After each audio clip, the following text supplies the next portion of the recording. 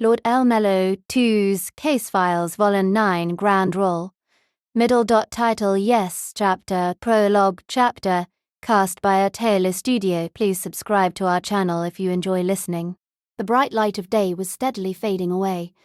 As winter neared, the weather in the suburbs of London became unstable, and storm clouds would cycle by many times a day. It would rain a little, pause, and then begin to rain again. While there never used to be any pedestrians with umbrellas, more than half of the people walking along the street were now holding one.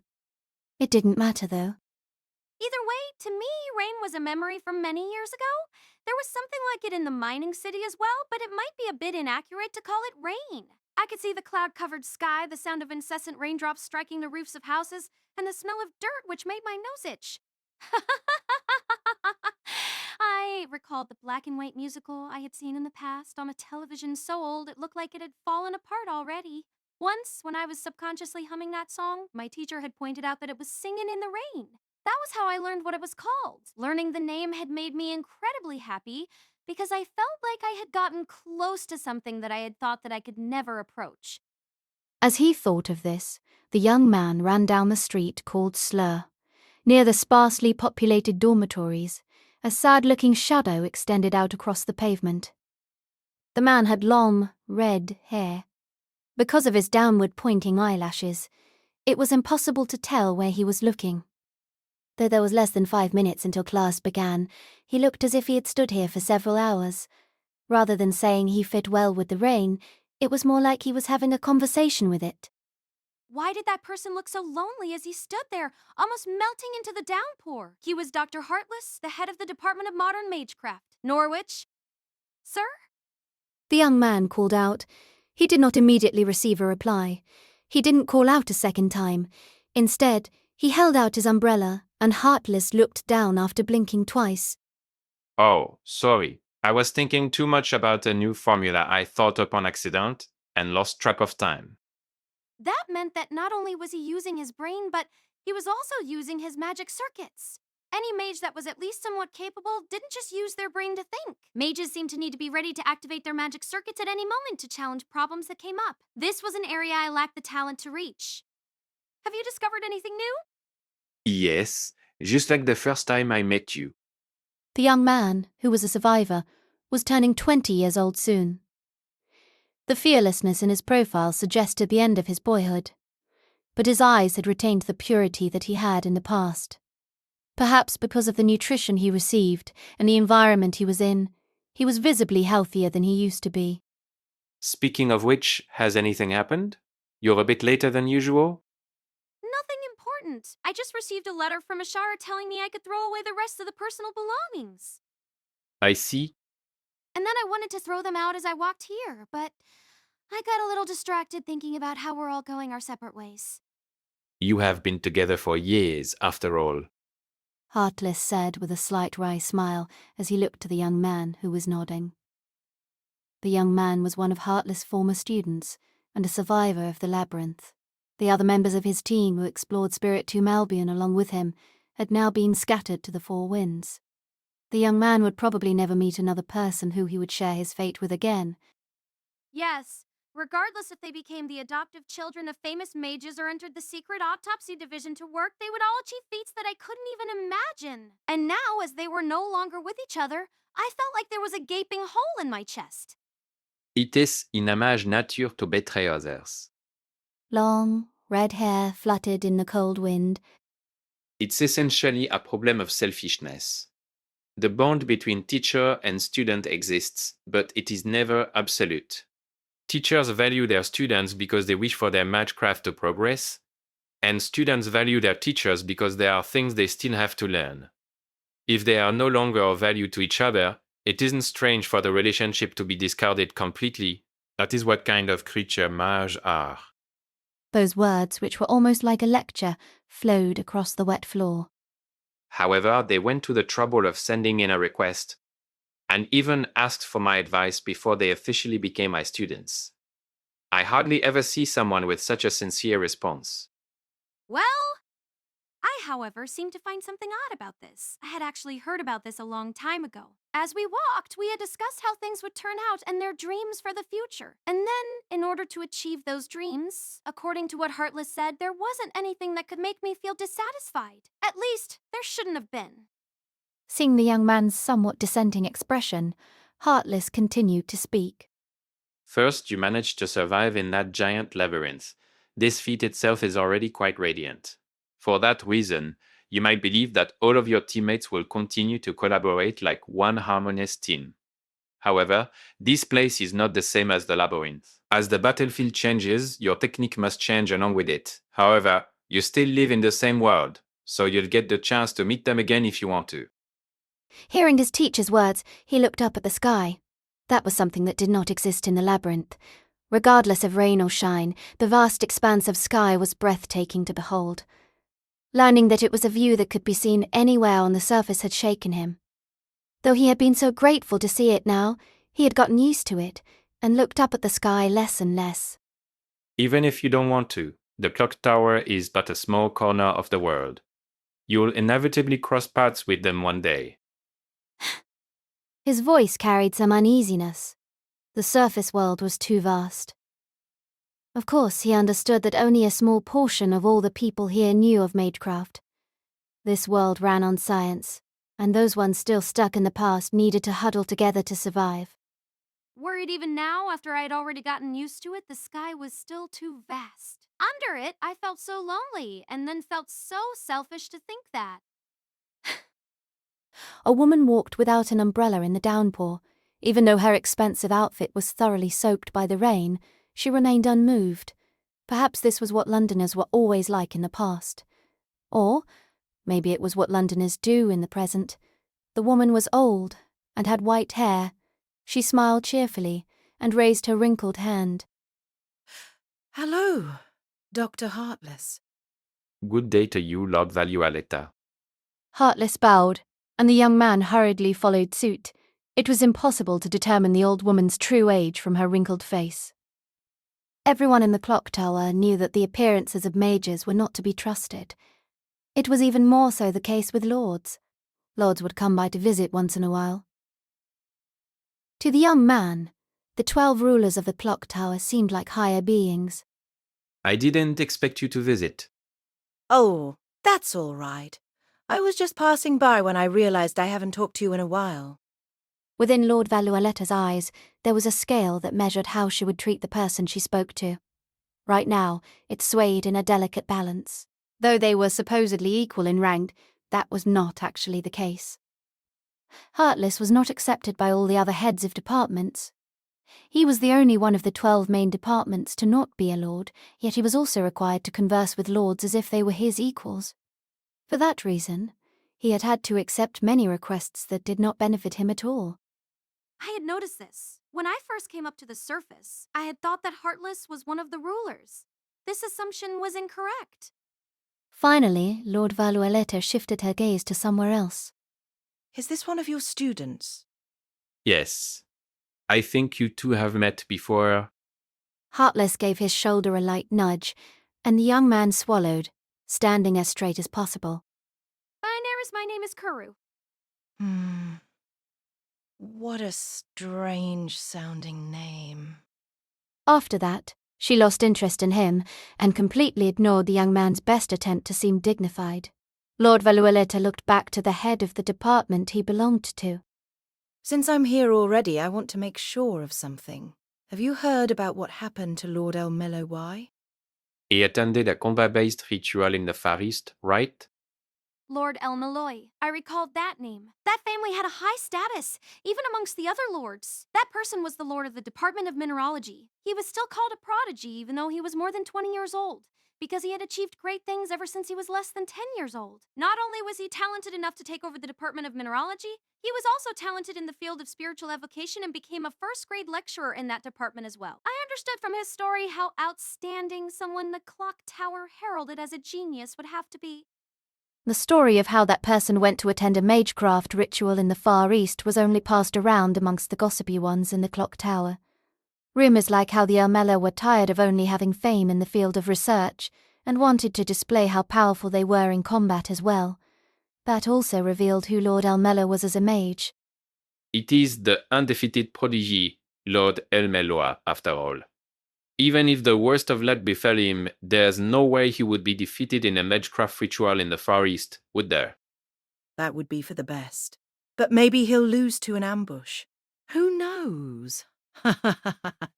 Lord El-Melloi, Kenneth El-Melloi. Archibald is engaged to the daughter of the Uliphises. When they get married, the aristocratic faction will become even more united. It's quite a headache for us here in the democratic faction. Well then, what do you think? Does the Department of Modern Magecraft want to officially become part of the democratic faction? That would make us owe you quite a large favour. I'd prétend I didn't hear that. Instantly, the atmosphere became tense. How unfortunate. But if you ever decide to change your mind, please tell me. I've always been rather interested in the Department of Modern Magecraft. If you ended up going over to the neutral faction, I would be so sad I wouldn't leave my house for days. Please don't joke around like that. The aristocratic, democratic, and neutral factions. The three ideologies that ran through the clock tower were just as Lord Valualetta had said. Presently, the Department of Modern Magecraft did not belong to any faction. Of course, that meant that Heartless had to walk a tightrope. Though that was the case, the only reason why the Department of Modern Magecraft could run independently was because it was independent from the three factions. If it aligned itself with one of them, it would immediately be bought out. As the only department head who wasn't a lord, Heartless needed to act even more carefully than usual. No! Besides that, I silently tried to stop myself from trembling. What if this esteemed old woman already saw through the Department of Modern Magecraft's secret? Anything wrong? No, nothing. Please don't threaten my students. Heartless gently placed his hand on the young man's shoulder. He felt the trembling stop.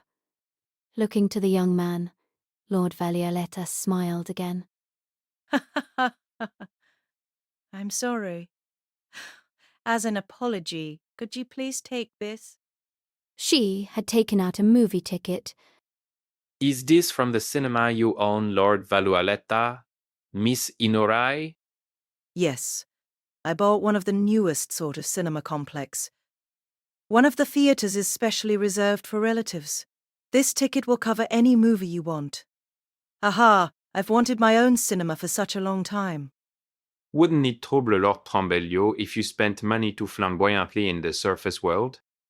That McDonald boy will understand. Well then, see you later. Lord Valualetta walked away, waving. The tense atmosphere in the air left alongside her. After a while, Heartless smiled warmly. Lord Valualetta prefers modern things, doesn't she? And she even went all the effort to try and get someone like me to join her faction. It isn't that she's malicious, it's just how the clock tower is. So, does she just scheme out in the open? That's hard to imagine. Well, not really. When we think of scheming, we usually mean planning to create traps that make people fall to their deaths. She doesn't actually want Lord El-Melloi to die. Lord Valualetta is just searching with her intuition for things she finds interesting that also benefit her. As a part of the Department of Creation, maybe this process of discovery is her idea of beauty. So, in other words, searching for power. Though she didn't specifically try to hoard power, that was just what the old woman was used to. Turning up out of the blue and discussing topics like what they had just talked about seemed to be as natural as breathing to her. However, worried? Aren't you angry?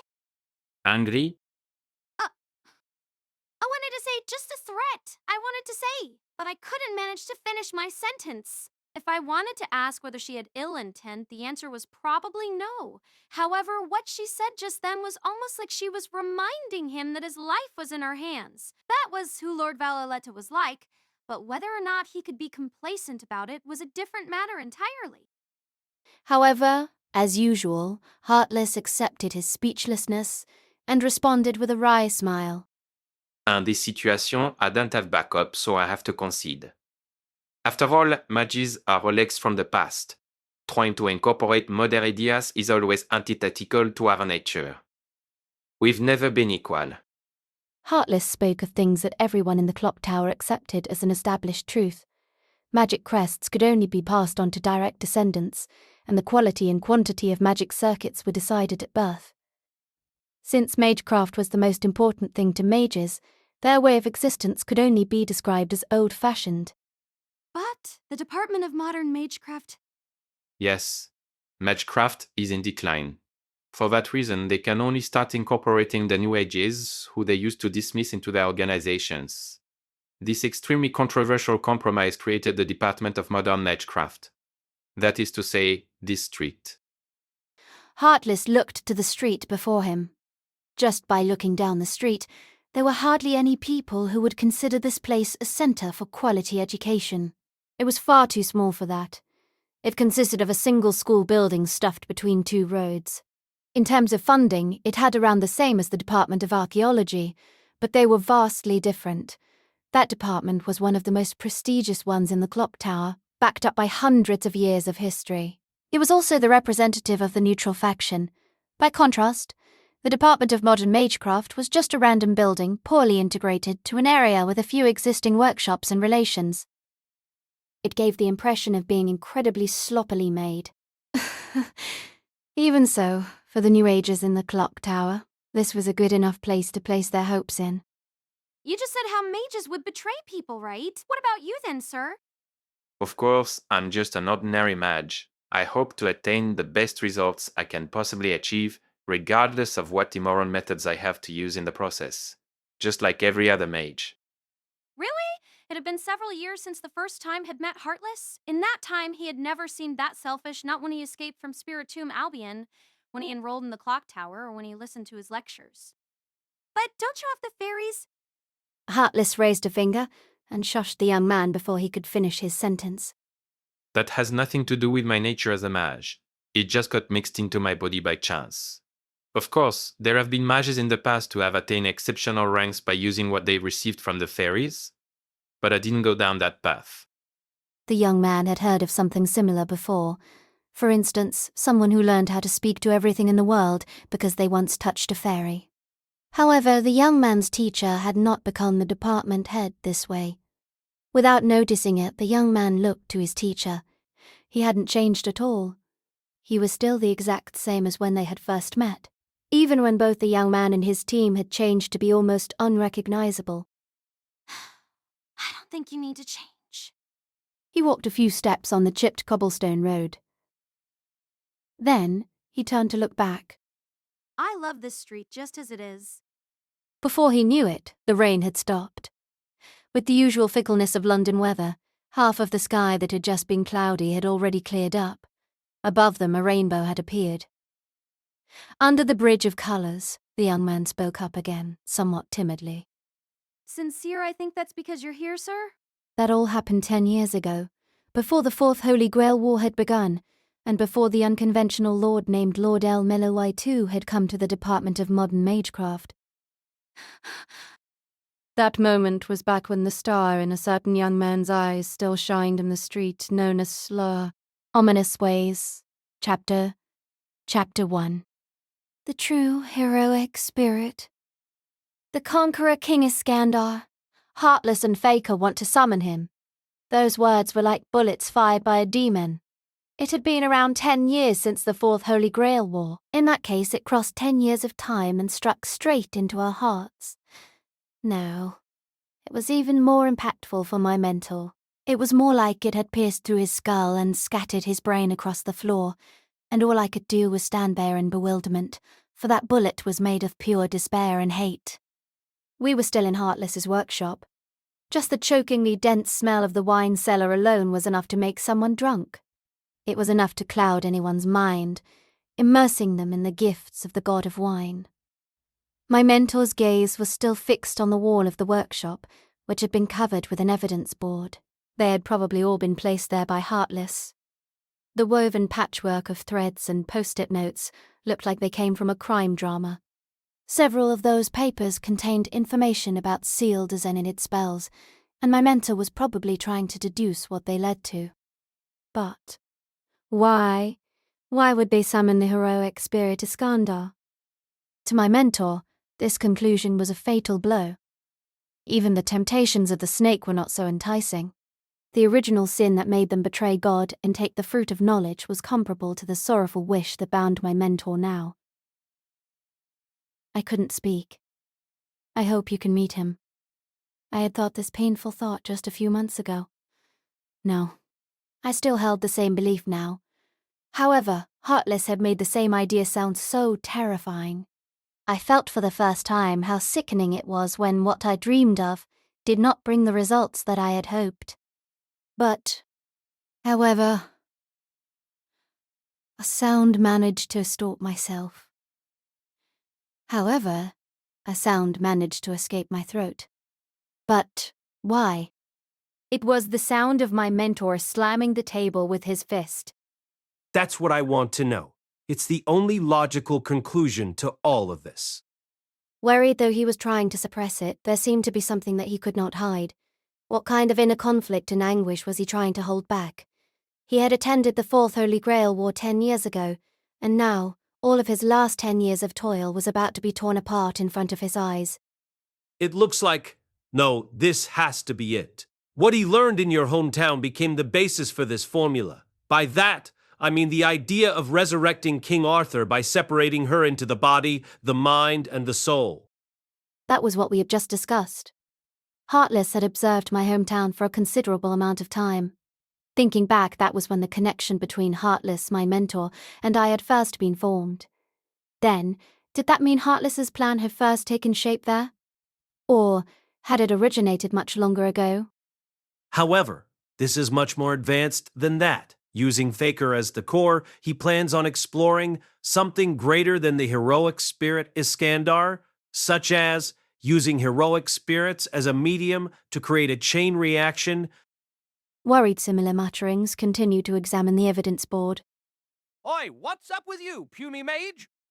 Worried even Ad's rude complaints could not reach my mentor.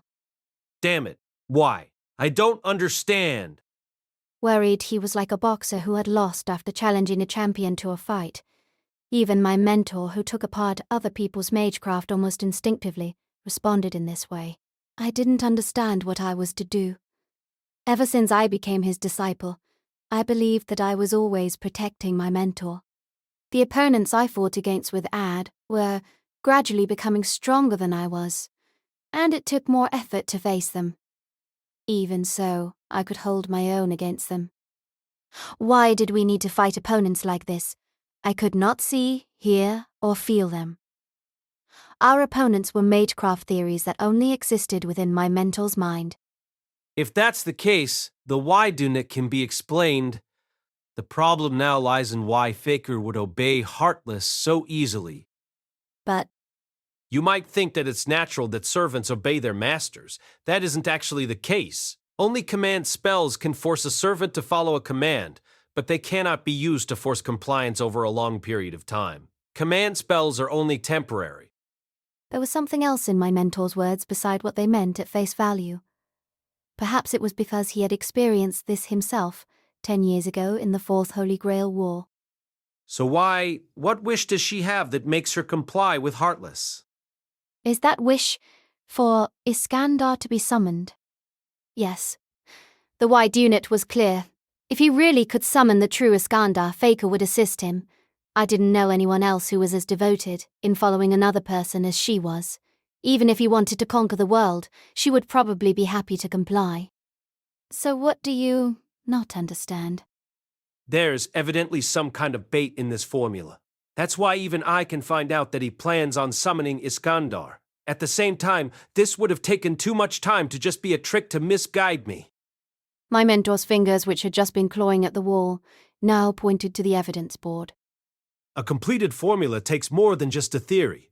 Magecraft doesn't always react well when combined with other types of magecraft. Instead, it is far more common to it to backfire and go out of control.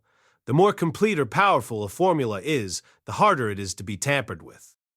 This suddenly reminded me of Flat.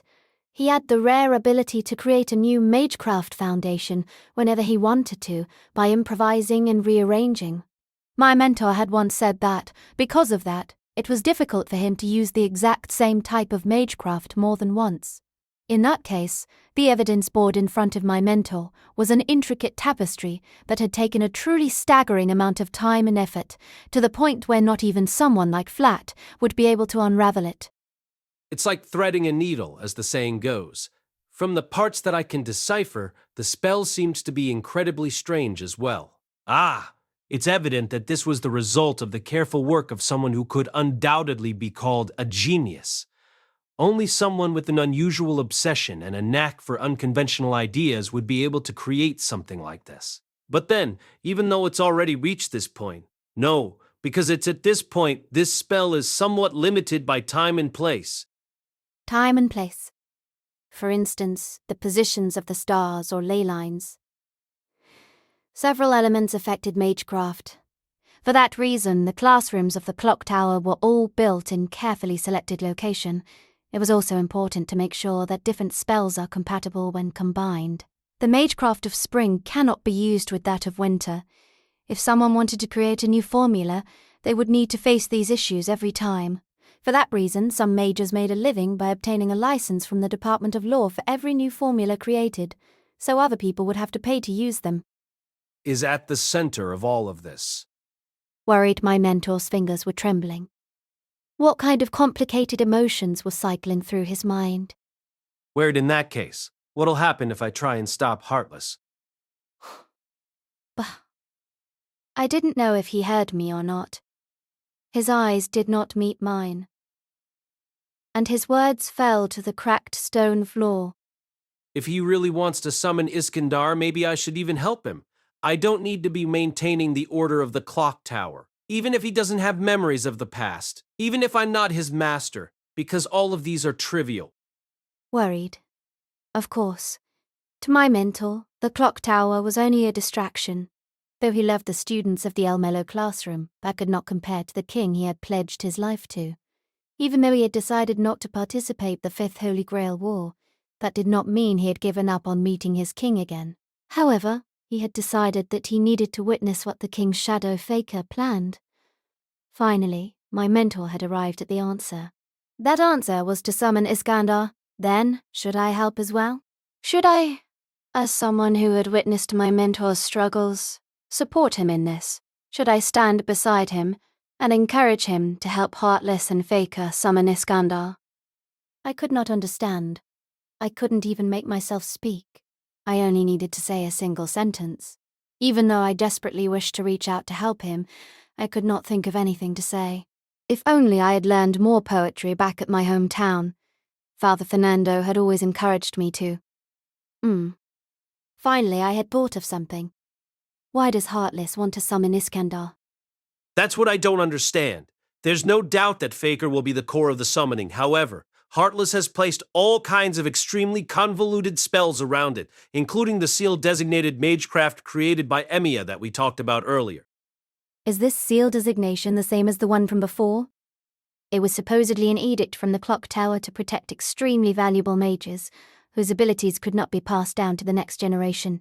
Though protection made it sound nice, in reality it involved stripping all of the magic circuits from the designated mage's nervous system and preserving it forever. This designation was also one of the main purposes of the Department of Law. El-Mellioi's magecraft creates a stream of time separate from the rest of the world. Originally, it seemed to be so he could reach the end of time and witness the root. It was supposedly frequently discussed when the method was discovered, but that happened before I came to the clock tower. There are multiple paths to the root, but this was probably one of the more realistic ones. No wonder the clock tower jumped up to issue a sealing designation immediately. This is undoubtedly the work of a genius. As a lord, I know the basics of this formula. Depending on the situation, it can be combined with other types of magecraft to create a solution. However, using this in combination with a formula with so many variables and applying them to... At this, my mentor suddenly stopped. No, it can't be. He denied everything he had just been saying. If it was just complicated, there should still be a way. There are plenty of more structurally complex formulas in the clock tower. But there's no trace of everything else Heartless has been developing up until this point.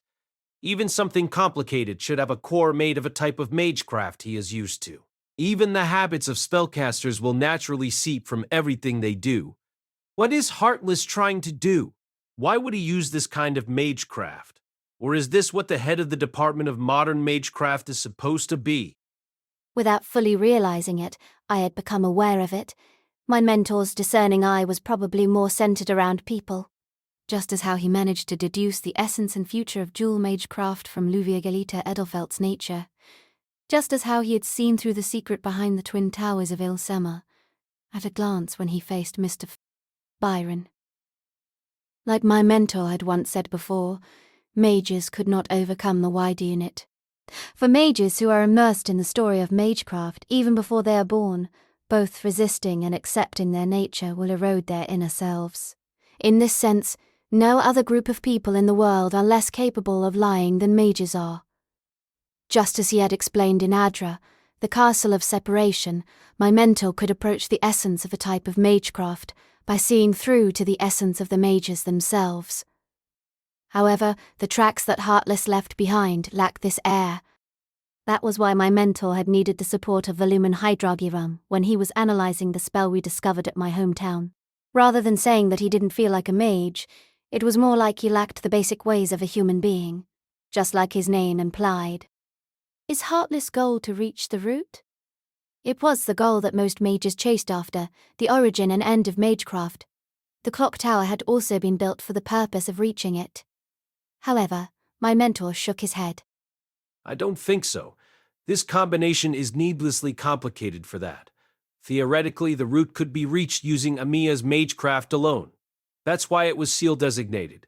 It would be meaningless to add Iskandar or any other formula into the equation. What decides? Something else gradually seeped into his words. The anger he had felt changed to become silent resignation. So, should I just ask for his explanation? He wasn't waiting for an answer. That question was directed at himself. For a moment, everything in the workshop was silent. Up until this point, no matter how strange the case was, my mentor's stance had always been clear. Though he kept saying that he wasn't a detective, my mentor always solved the mysteries. However, what would happen if a detective decided that a case should not be solved? Moreover, what if the detective considered helping the culprit? Like a puppet whose strings have been cut, my mentor's hand fell from the evidence board, and he pressed his temples. What's wrong? It seemed to be some kind of telepathic message. As long as there wasn't a bounded field present, communication between mages was superior to modern technology. Even my mentor was capable of it. The message lasted for around 10 seconds. Just as when he had examined Heartless' evidence board, my mentor's body tensed unnaturally. Slur Street was attacked. His bewildered words rang out in the workroom, which was full of the scent of wine. What was this? I froze, speechless. I was at Slur Street. Not long ago, I had been searching through the records of the Department of Modern Magecraft with Flatten's Bin for information about Heartless and his students. This was completely overturned in an instant. What met us after we opened the door to the stack room was a haze of dust. The school building had been reduced to rubble, which had been scattered all over the place. Part of the destroyed pieces of stone had sank into the buildings around them, creating an incredibly surreal scene. Of course, fights between mages were common occurrences. Despite the clock tower's concern with the concealment of mystery, they didn't try to prevent mages from fighting at all. Sometimes, it was even encouraged through training. However, it was the first time I had seen such a flagrant attack. It was undoubtedly the effects of some kind of greater magecraft. It had torn through the bounded field around Slur Street, like it was made of wet tissue paper, and destroyed the buildings, revealing how powerful the mystery behind it was. No, this couldn't be right. I looked away, and I saw the truth behind the destruction. I intuitively knew that the light that had streaked through the sky like a comet was the same as a certain noble phantasm I had witnessed before. That was to say, Wait, what's going on, Rainis-chan? of course, the first person to regain their senses and speak up was Flat, perhaps for someone like him who lived outside of convention. Something outside of the norm wasn't that strange. However, I reflexively responded with something that revealed my nature. How surprising. I thought you would have said something like, "Wow, that's so cool." Or "It's the first time I've seen something like this." Worried? Well, that's because the El-Melloi classroom is in serious trouble. How could I say that when people could have gotten hurt? You're right. Sorry. A wry smile inadvertently appeared on my face. He was this kind of person. He was so different from the norm and wasn't a normal mage at all. That was why he cared so deeply about this place. As I considered this, I felt my train of thought return to me. Flat, contact everyone and tell them to take shelter. If it's possible, contact my brother as well. Sven, escort me along with Trimmau. Do as the princess says. Since we can't determine how many people have been hurt, you're best suited to gather in people. You should be the best at applying magecraft in the El-Melloi classroom. By contrast, I'm better at searching for the attacker or making sure Her Highness is safe. This assignment is for the best. I'm disappointed. No! In response to Flat's cries, I shrugged. If I don't witness it with my own eyes, I won't be able to report it. It would be such a loss of face if it got out that the successor of the Department of Modern Magecraft didn't even confirm the situation after being humiliated like this. I need to avoid this before the grand roll, even if it kills me. Oh, I understand now. Zombies in movies only ever rise from the dead when it's inconvenient. I'll come back right after I make sure everyone's safe. Flat said, running out as he waved. Though he wasn't a match for Sven, he was still very fast. He said the right things to the students who gradually emerged into the hallway, guiding them out. This was what mood makers were good at. He had the talent to unintentionally convey exactly what he meant. Even though he had not fully understood the situation, either. Sven turned to face me. It's been quite a while since anyone called me that. There were people out there who called me the El-Melloi Princess. However, that was not out of respect. That name had been given to me after I had been forced into the position of successor after the Archibald family fell from prominence. Sven was the only person who would use it once in a while for a completely different purpose. In an emergency like this, you're the representative of the Department of Modern Magecraft, Your Highness. That was to say, he used it to establish a system of hierarchy. Changing what he called me was almost like selecting the boss of the group in a pack of dogs. For that reason, I agreed with him. That makes sense. By the way, if you're trying to persuade me to escape by prompting my self-awareness, didn't I just say that? Since my brother isn't here to make me deal with all kinds of troublesome things, I have no choice but to do this. I understand, but please be very careful. Of course I will. Trimmau, activate automatic defenses. Understood, miss. After a slight nod, Trimmau melted behind me. In order to protect me at any time, she became a slime-shaped glob of silver. We stepped forward slowly. I didn't know if Sven was glaring at the cloud of dust or sniffing it, but his eyes instantly narrowed. The center of the impact seems to be the old school building. Speaking of which, we've never really used that place, have we? That place was already sealed off when we were handed the Department of Modern Magecraft. Of course, they did tell us that it was because of the distortion of the magical energy in that place. Using magecraft without being careful might create a giant flood of evil spirits, so my brother and I decided to just leave it be. As we talked, I lifted the corner of my dress and leaped over the remains of the wall. Though it wasn't a graceful thing to do, exceptional times called for exceptional measures. The person beside me took a step forward, and his body was immediately enveloped by magical energy. The magical energy resembled pale fire and was so strong that it was visible to mages. The magecraft of the Glashite family took on the shape of beasts, with sharp claws and sensory enhancements many times more powerful than that of regular mages. This was bestial magecraft, though it was derided by many for the madness that came along with it. This type of magecraft had come to fruition with Sin. I didn't know how much my brother's instruction had contributed to it, but the fact that he became the youngest person to reach the rank of pride in the El-Melloi classroom was enough to prove the extent of his abilities. There's a strange smell. The teenager said, walking with light steps and occasionally sweeping away large pieces of rubble with a single hand. Naturally, his sense of smell had been enhanced many times through the activation of his magecraft. The dust did not bother him in the slightest, and he wove nimbly through the chunks of scattered rock. The old school building was even worse for the wear. Even if a tornado had rampaged its way through this sealed-off building, it would not have been in such a terrible state. The windows had all been shattered, and the walls had been burned completely black. It's completely... No, is this how powerful that was? Sven's words made me swallow. I forced down the same fear I had felt on the rail Zeppelin. If I didn't try to suppress it, both my brain and my body would stop functioning. Perhaps it was just part of a mage's nature to instinctively yield in the face of a heroic spirit who was far more powerful.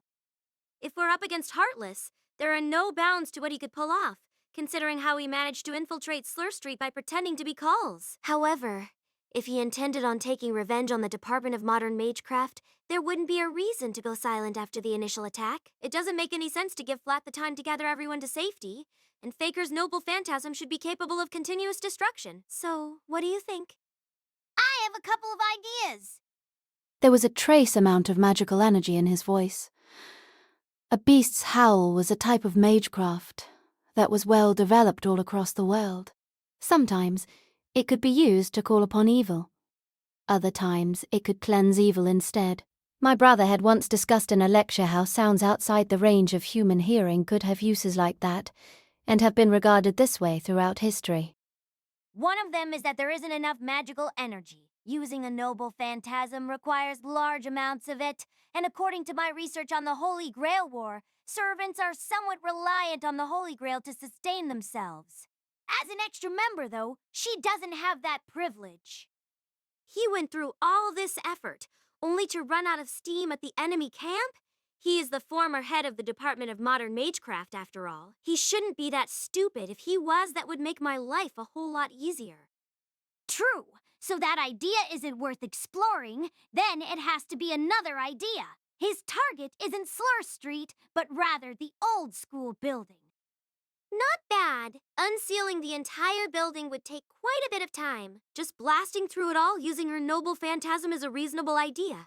But this reasoning is still too shallow. When he was still the department head, he would have been able to do whatever he wanted with that seal. Is he regretting the choice he made back then? I can't deduce these things like the professor, you know? If you told my brother that, he'd say that line about how he isn't a detective. A smile appeared on my lips as I thought of one of my mentor's mantras. As one of the twin jewels of the El-Melloi classroom, if the person who can find the same answer as my brother is Flat, the person who can calculate the same way as my brother would be you. Flat never writes his process on his test papers and keeps getting points deducted for it. You and my brother are the sort of good students who'll always give the correct formula. Why don't it? Hmm? I think the professor has also noticed Heartless's other why don't it. Oh, really? I suppose I should have expected that from the only Pride rank student in the El-Melloi classroom. And by that, you mean? Heartless might want to keep this as secret as possible to the rest of the world of Mage. Huh? Secret? Isn't the serial disappearing case already pretty public? The murder at the secret autopsy division wasn't secret all either. I didn't mean that he wants to keep the incident secret. I was talking about the cards he has.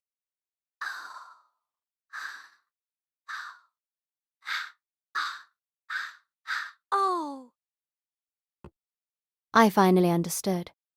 In other words, it doesn't matter if it was revealed that his students have gone missing.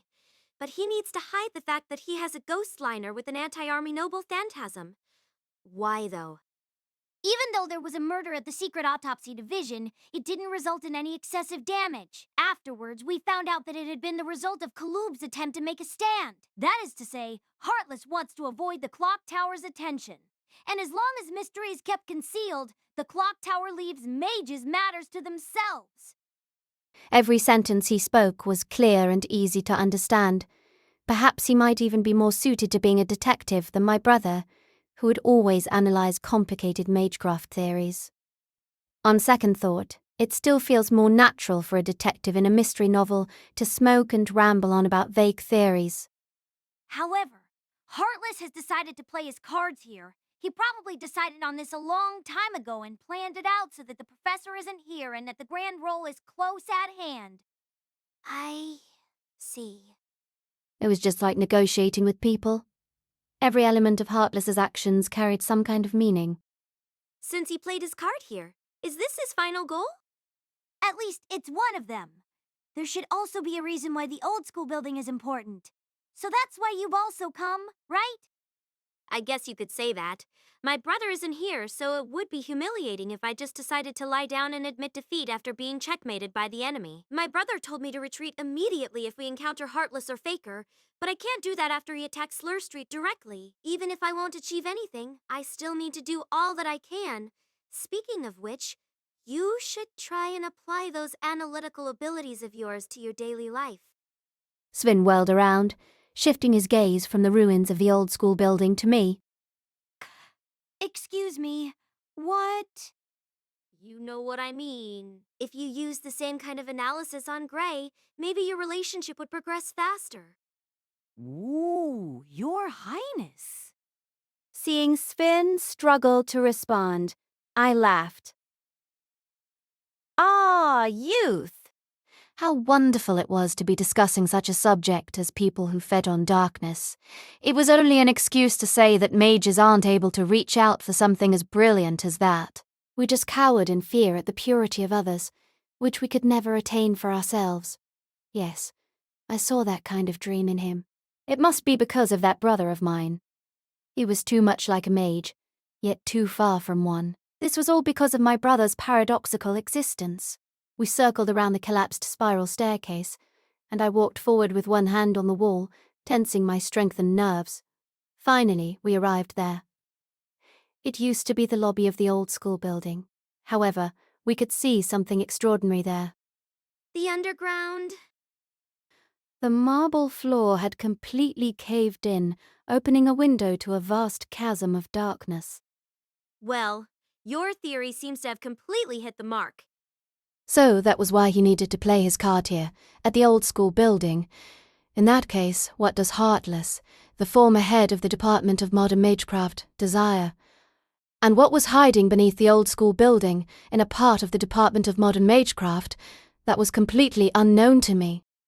Underground, underground, why is it always underground? It was like this in Gray's hometown as well. At this rate, I'm going to become a mouse. It's probably because we're not that familiar with this kind of place. Well, we are mages, after all. I'll go first then. Svin leaped into the chasm, landing without a sound. He stood there with the grace and stance of a cat and extended a hand to me. Seeing that, I made up my mind and leaped down as well after strengthening my legs. There's a place like this in Slur Street? I said, looking around while trying to be as quiet as possible. Though it was almost completely dark, mages didn't require more than the tiniest bit of light to see properly. I could not believe my eyes.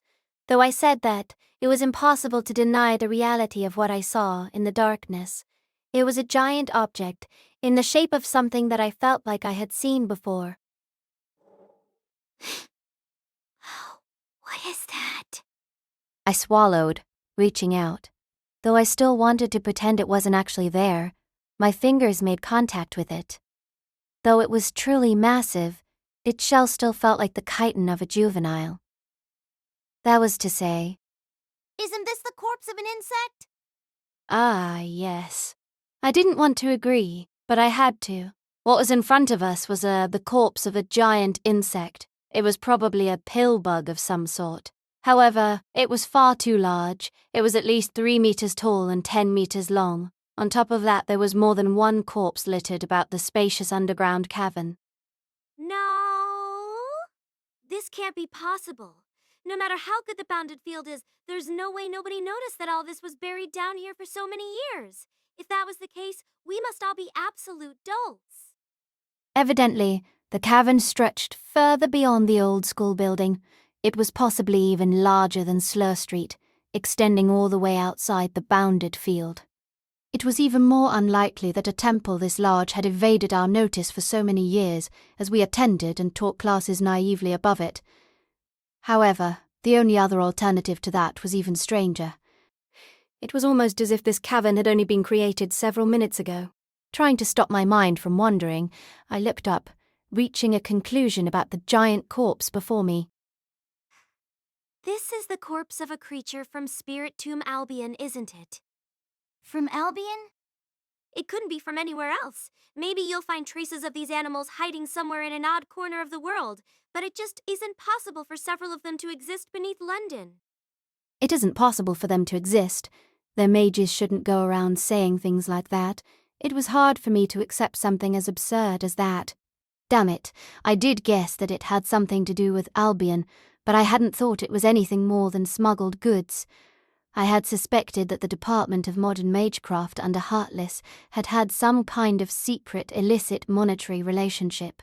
Usually it was impossible to obtain artifacts from sources other than the secret autopsy division, but since Heartless students were survivors, they might know of some secret passageways or loopholes. I've also heard of the possibility of smuggling going on there. My brother had brought this up himself during the conversation with Lord Trambelio, MacDonald Trambelio Elrod. Of course, my actions and further deductions were all based upon this. If this fact was revealed during the Grand Roll, it would be fatal. If it became known that they had gone against the regulations and smuggled artifacts from Spirit Tomb Albion, getting completely obliterated would be on the lighter end of the range of possible consequences. If something really bad happened, we might even have to spend the next century being forced to serve as slaves. But what is this? It was impossible to reach Albion by smashing a hole through the floor of the old school building. Even the uppermost floors were more than 10 kilometers below the ground. In that case, what was going on here? Did a part of Albion that is unusually close to the surface connect to the Department of Modern Magecraft, completely by chance? Or is it the result of some kind of creature's burrow? Even the possibility that Heartless built a nuclear power plant here is easier to accept than that. Pained as I said that, I felt an agonizing pain and clutched my chest.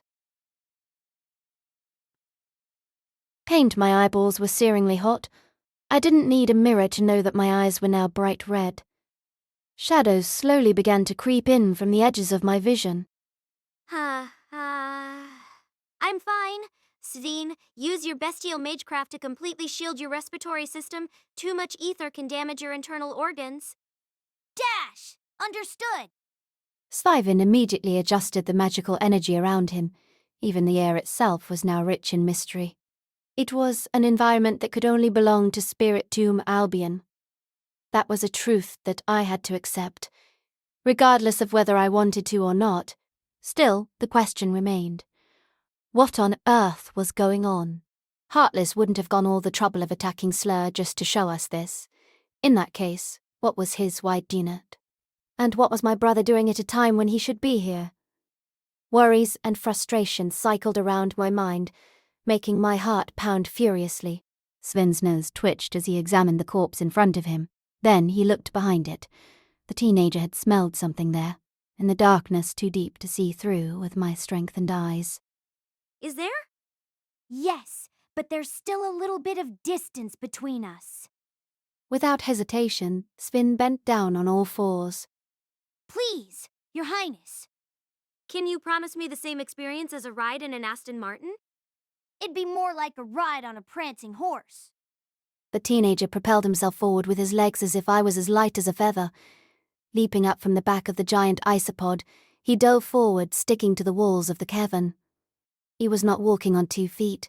Rather, he had transformed his hands into giant, half-transparent claws made of magical energy. As I clung to his back, Sveen strode from wall to ceiling, ignoring gravity.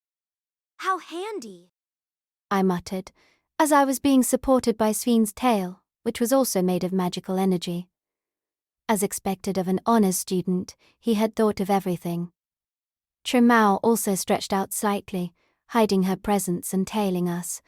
The air was not completely stagnant. That was probably why Sveen was able to smell something. After a while, I also noticed something strange. That's... The space had been distorted. I wanted to call it the result of a heat haze, but it was the wrong season for that. Even though seasons didn't exist underground, it was still as cold as the surface here. For that reason, it was not the result of the warping of light. It wasn't darkness either. Instead, it was something we could not fully perceive with our limited vision. A portal? There were only 4 portals that connected to Spirit Tomb Albion in London, and those still required you to go dozens of floors into the ground to truly arrive there. However, this mysterious entrance had opened up here. Svein turned. Beside the portal, a giant chariot had approached. It wasn't a modern tank, but rather an ancient one. The sort that would be drawn by horses across a battlefield in ancient times. However, this chariot was not pulled by horses. Instead, there were 2 skeletal dragons. Each one had a truly tremendous amount of magical energy radiating from it, and the streaks of lighting that covered its metal hooves wreathed the entire chariot in a terrifying aura of purple. Hecatic Wheel. I remembered that name. Though it was originally the noble phantasm of Iskander, she was also capable of controlling it. The charioteer, Faker, held the reins of the chariot composedly. So you've come. A fierce yet beautiful smile appeared on her lips. Behind her, Heartless also stood on the chariot with a hand on his long, red hair. They were servant and master. They looked so natural standing there beside one another. Though they had only known each other for around 2 months, they looked as if they had fought countless battles together. I didn't know, because I had never attended a Holy Grail war, so was this how other servants and masters got along as well? Wonderful. I've already thanked my master for providing me with a battlefield. If you didn't come, wouldn't that make me look like an idiot? No. She had already fought a battle. More creatures like the ones from just then were lying on the ground in pools of their own blood. Some looked like mutated chimpanzees, others were like sharks that lived on land, and others still were like metamorphosing snails. Not a single one of these anomalous monsters remained alive. I could not help but shiver in fear at the sight of those splintered shells. Those mystery-immersed shells were probably even stronger than steel. Yes, the one that stood in the center of all of this was the true monster, the strongest kind of familiar, who could even defeat the unknown beasts of Spirit Tomb Albion. In other words, ghost liners, summoned from the throne of heroes that not even the secret art of spiritual evocation could explain. That was what we call beings like her. No, it isn't. Wait, I don't think she's talking to us. This time, I managed to sense it with my eyes. The mystic eyes that were usually hard to control captured traces of magical energy that originated from the darkness behind Faker, manifesting as pain. From behind Faker, Heartless smiled slowly. Ah, what terrible timing. Here I was thinking that the Lord wouldn't be here. I never thought you would come. No, this can't be a coincidence. Wait, did that mean... It took all of my strength to stop myself from crying out. What kind of strange situation was all of this building up to? I felt like my already overexerted brain was about to explode with the introduction of the person who had just appeared. I'm only here to get my cigarettes back. An orange aura emerged from the darkness, the pair of glasses hanging from the chest pocket of a white shirt, and a crystal mayfly sitting atop her shoulder. Ah, my mystic eyes had probably sensed that familiar. Though I hadn't met her in person, Gray, Flat and Sphene had seen her only 2 days ago. Tuko Ozaki appeared into the light, looking in amusement at the servant and her master. I didn't know how I was meant to react. One side of the conflict was a ghost liner, a warrior from the past who had been recorded onto the throne of heroes. The other side was the Grand Puppeteer, the pinnacle of modern mages, who had been under a sealed designation not long ago. Both sides carried kinds of mystery that had already been cut off from the world, and it was a miracle that they even existed. Both were strong enough to shake the very foundations of the clock tower. Nobody could have predicted that they would end up facing off against each other in a cavern underneath the Department of Modern Magecraft. Moreover, what would happen if a fight really broke out between them? I believe it's the first time we've been properly introduced, Miss Ozaki. Tuko acknowledged the greeting and then stopped at a certain distance from them. I've heard rumors about the famous Dr. Heartless ever since I was still a student. It's a pity that I've never really gotten to know the Department of Modern Magecraft. Done you something interesting though. Seeing Toko eyed the surrounding area, Heartless tilted his head. You mean the portal to Spirit Tom Albion? Don't pay them. Former department head. You've even gone the effort of charging in with a noble phantasm. The portal is only part of it. You should know more about the special properties of this place than I do. Shouldn't you? I've only just come here, after all. Tuco said slowly, walking to the side. It seemed like she wanted to observe Faker and Heartless's expressions from a different angle. Like the Wandering Sea, for instance, or the Sea of Norutan. I had heard of both of those. One was the Final Mages Association, along with the Clock Tower and the Atlas Institute, constituting of a group of mages who blindly revere the Age of the Gods. It only appeared once every year. The other was a patch of ocean famous in the west for swallowing everything. Tuco's footsteps echoed in the underground cavern. The two work differently, but the results are very similar to this. It's like a bubble floating to the surface in a can of soda, disappearing as it appears and appearing as it disappears. Speaking of which, my favorite type is still the slightly sweet kind, in glass bottles. 눈에 still 분말을 쓴다면서? Tuco said, closing her eyes as if she was reminiscing about the past. The coordinates of Spiritum Albion probably haven't been precisely recorded on the text of human order. Therefore, 일단 5페이지부터 보지요. Changing coordinates in a way, almost like the concept of quantum behavior in modern science. Because it does not need to depend on reality. It can appear almost anywhere. A part of Spiritum Albion that was meant to be tens of kilometers below the Earth could exist near the surface at the same time. In other words, though it sounds ridiculous, the isolated space itself is wandering about. The space is wandering? Those words seemed weird no matter how I thought of them. However, they still made sense in an uncanny way.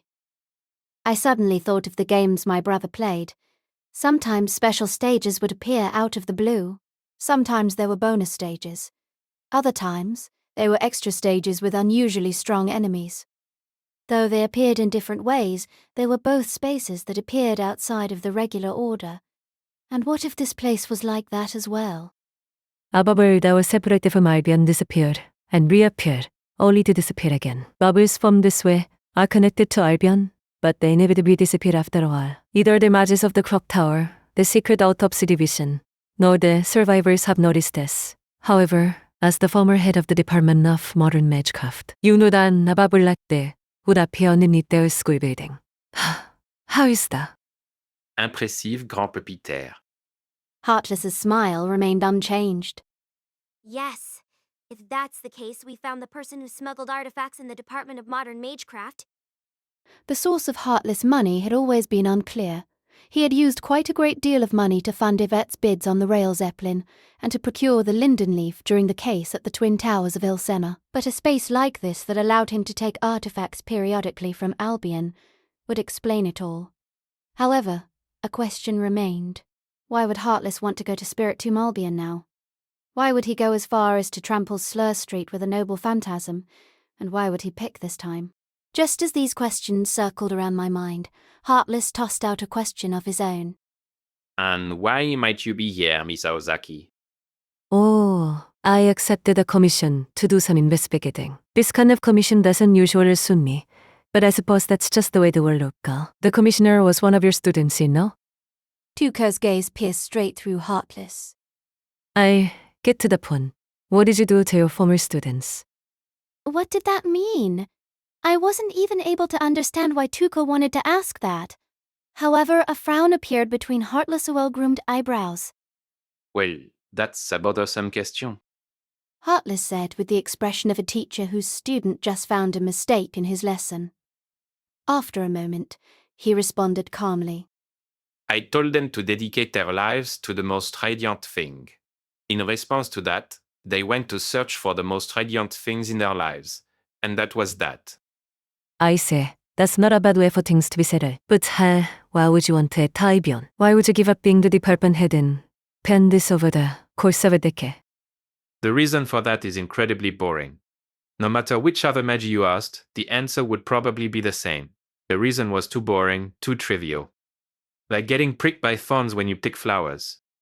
Heartless' voice was as calm and even as usual. It was just for something as simple as picking a flower and getting pricked on the finger. I felt furious. Had he hurt my Slur Street for something as petty as this?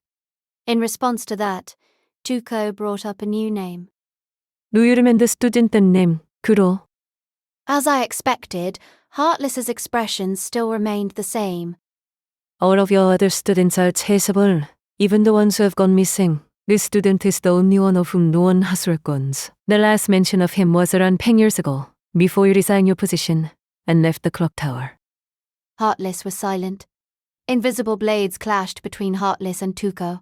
It was the same as the atmosphere during the power lunch with Lord Trambellio. However, the fact that these two people were liable to start actually fighting with each other at any moment made it different. Either way, I didn't expect you to be here. Who commissioned you? Who would go all the effort of asking the grand-ranked puppeteer? It's not that big of a deal. I've been asked to do all sorts of things. Someone's even asked me to put a personalized puppet in the corner of an exhibit. This is just another boring job. I've really gone a long way in the past couple of years. With this timing, it must be someone related to the grand role, isn't it? I won't answer that question. Heartless was careful to pause briefly before he spoke again. This is slightly troubling for me. I would prefer to avoid as much conflict as possible before the new department head comes. That was my plan, but I really didn't expect to meet you here. If you won't answer my question, I'll have to play my cards. Can we just have a nice conversation? Are you planning to let me 있습니다. Are you planning to let me 서만해? You must be joking. Besides, you're a bit too smart. You pose around as much of a threat to me as the entire clock tower. If you don't mind, I'd like to hear a little more of what you want to say. Oh, let me try my hand with a modern mage. Heartless hadn't expected this either. He gasped and looked to the side, where Faker stood, smiling. Oh dear, I've ignited the fighter's spirit. Tuco said, looking up to the ceiling as if she had predicted this outcome, but still wanted to avoid it. As if she knew she was playing with fire, but still wanted to stop it from burning a house down. In that case, I don't have a choice. A noise sounded as she shook her head. She did not even need to incant. That was why Faker and Heartless were caught off guard. Suddenly, lines of text written with magecraft surrounded the two people. My eyes told me the runes shimmered exactly along the path. Tuco had taken to walk here. Did that mean she carved out words with her feet? What monstrosity of a technique was this? He is the one that creates runes, which I made a while ago. Since I'm back in London, I've decided to keep some on me. Rune magecraft was a type of magecraft that had once been extinct. It was impossible for mages to revive types of magecraft that went extinct along with their magecraft base. The families who believed that only a fragment of rune magecraft still existed gradually died out, still refusing to let go of said fragments. The one who revived this extinct art was Tuco Ozaki. For that great accomplishment, the clock tower granted her the rank of Grand, and now, the runes beneath her feet began to multiply. In the blink of an eye, it changed from hundreds to thousands, and a cloud of runes enveloped the master-servant pair. It is mass-produced, but I hope you don't mind. Here, take the fire of Ansu. Usually the rune that represented fire was Kanan. And Zeus was used in rituals to the gods. Runes could sometimes be used as language. Other times they represented the gods themselves, so the ones who cast them could channel everything that gods personified. Thinking of the thunder god invoked lightning. Thinking of the fire god invoked fire. Fire in that scenario was more than just fire. It was a rune selected especially to burn the powerful mystery that this servant held. I thought I heard something in the cyclone of flame. And then something else. Hello. This mysterious wind extinguished the flames created by thousands of runes as soon as they made contact. Burning heroic spirits with the fire of the gods is a good idea. You've also created plenty of fire, but don't you think directly invoking the fragments of gods works more in my favor than yours? Theka was different from modern mages, because she was a mage from the age of the gods, who could directly utilize fragments of the power of the gods. Though all sorts of natural phenomena have lost their connection to divine power after the age of the gods, it was still possible to make use of their power. For example, if the person using it was a servant from the age of the gods. She didn't even leave a pause for Tuco to use more magecraft. Nereides. If the name from just then referred to a harpy in Greek mythology, This was the term that referred to the goddesses of water. Immediately, the water in the air became solid and bound the arms and legs of the grand-ranked mage. Haha. Is this the high-speed incantation of the Age of the Gods? Or spells like that only require one count regardless of how much mystery they contain? It's more like a bug than a cheat, even though they're completely different. However, even though her movement had been restricted, that did not stop her. A sharp whistle sounded throughout the space. She had probably already finished her preparations for the next step when she summoned the fire. After the whistle, a crystal damselfly landed on her shoulder. It was not just the first one either. One after another, damselflies began to gather until it looked as if a tower of crystal had surrounded the orange mage. Then, the crystal began to change shape until it looked like the barrel of a cannon. The entire swarm transformed into these, and they aimed themselves toward Faker and Heartless. El-Melloi, 마제품 The Age of the Gods. But shape-shifting toys are very popular now. Do they sell them here in the UK as well? I think there are Transformers toys. Those were first made in your country, weren't they? Thank you for teaching me something new. Then, magical energy gathered at the muzzle of the cannons and shot out in unison. Those chunks of magical energy had been carefully controlled and were powerful enough to affect servants. Heartless went without saying, but even an excellent mage was still a human being. If they were hit with these bullets, death would be inevitable. The wind was whispering. The bullets fired, creating huge clouds of dust. As the cavern trembled due to the explosions, I saw something with my eyes. Faker's shadow dashed through the dust cloud, like a gust of wind, and Heartless stood behind her, unharmed. A magic resistance scare? No, is it a passive scare? Tuco exclaimed, immediately realizing the reason behind this incredible result. Perhaps that skill was the crystallization of her entire life spent as the shadow of Iskandar, drawing all of the curses onto herself. All of the magecraft that had originally been intended for Heartless veered to one side and struck Faker.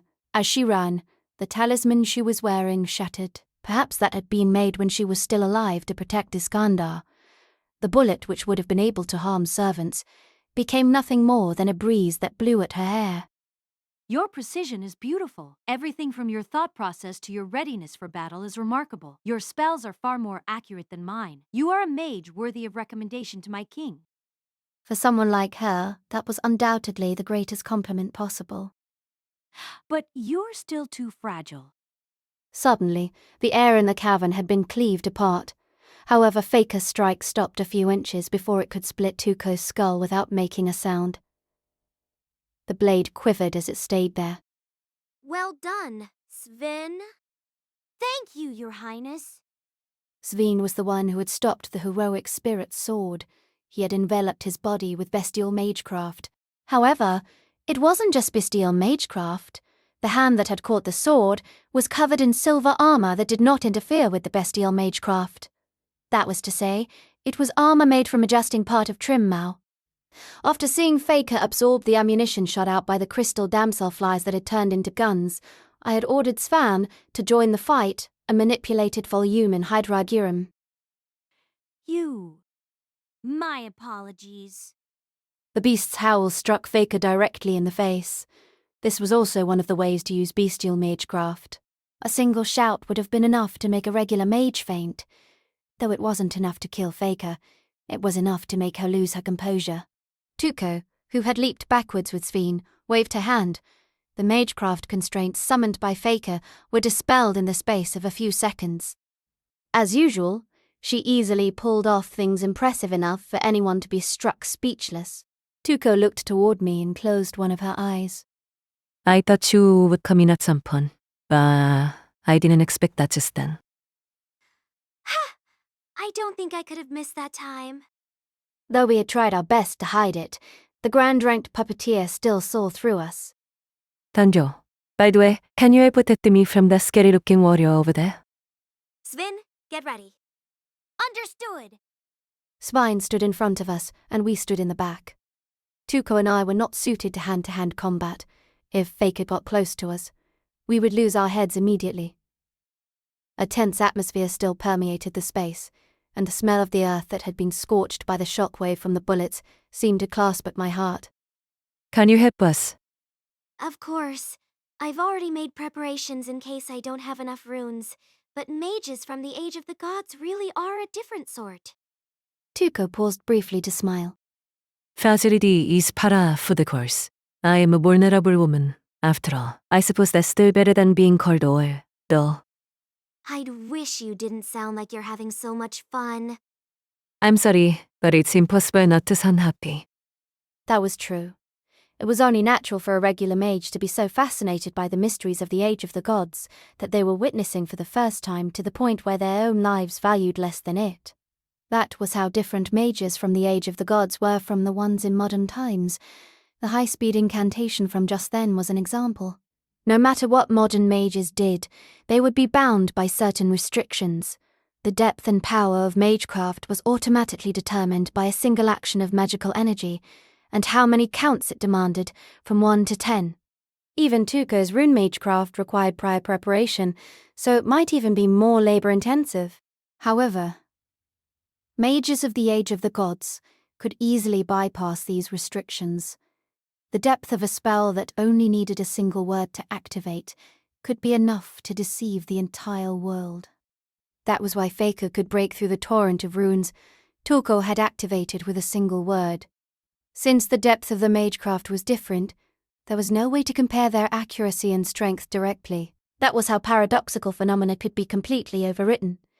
When my brother and Gray had fought atop the rail Zeppelin, she had not been able to showcase her true prowess as a mage.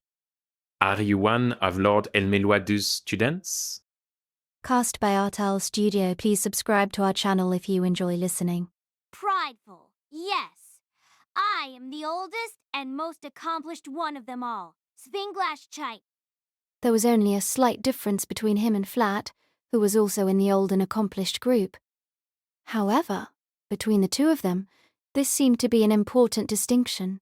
A mutual to match with his bestial magecraft, the mercury armor slowly flowed and changed, becoming thin silver hairs on his arms. Suddenly, the armored hand became hazy. I had not noticed Faker approaching. The continuously reverberating echo had probably been caused by a number of sounds many times greater than that. Sven's reflexes, which were beyond the capabilities of the strengthening of regular mages, allowed him to meet all of Faker's attacks.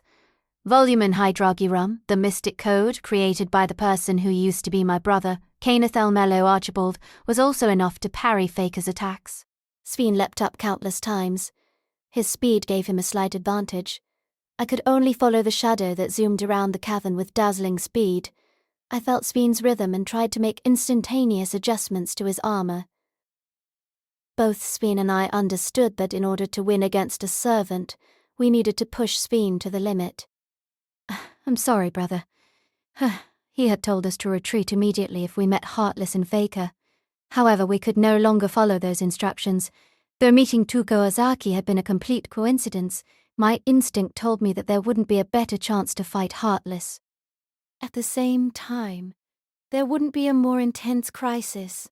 At the center of the whizzing shadow, Faker tossed down her sword. I could only assume that she had just tossed it down without a specific direction in mind. In the instant that it was in the air, the blade drew forth a splatter of crimson. It took me a few seconds to realize that the arc of red in the darkness was a sign that Sven's stomach had been grazed. The sword had slashed straight through the mercury armor. Sven! Realizing that he had been caught, Sven performed a counterattack, controlling his nerves and muscles to keep the bleeding at a minimum and slashing wildly with his claws of mercury.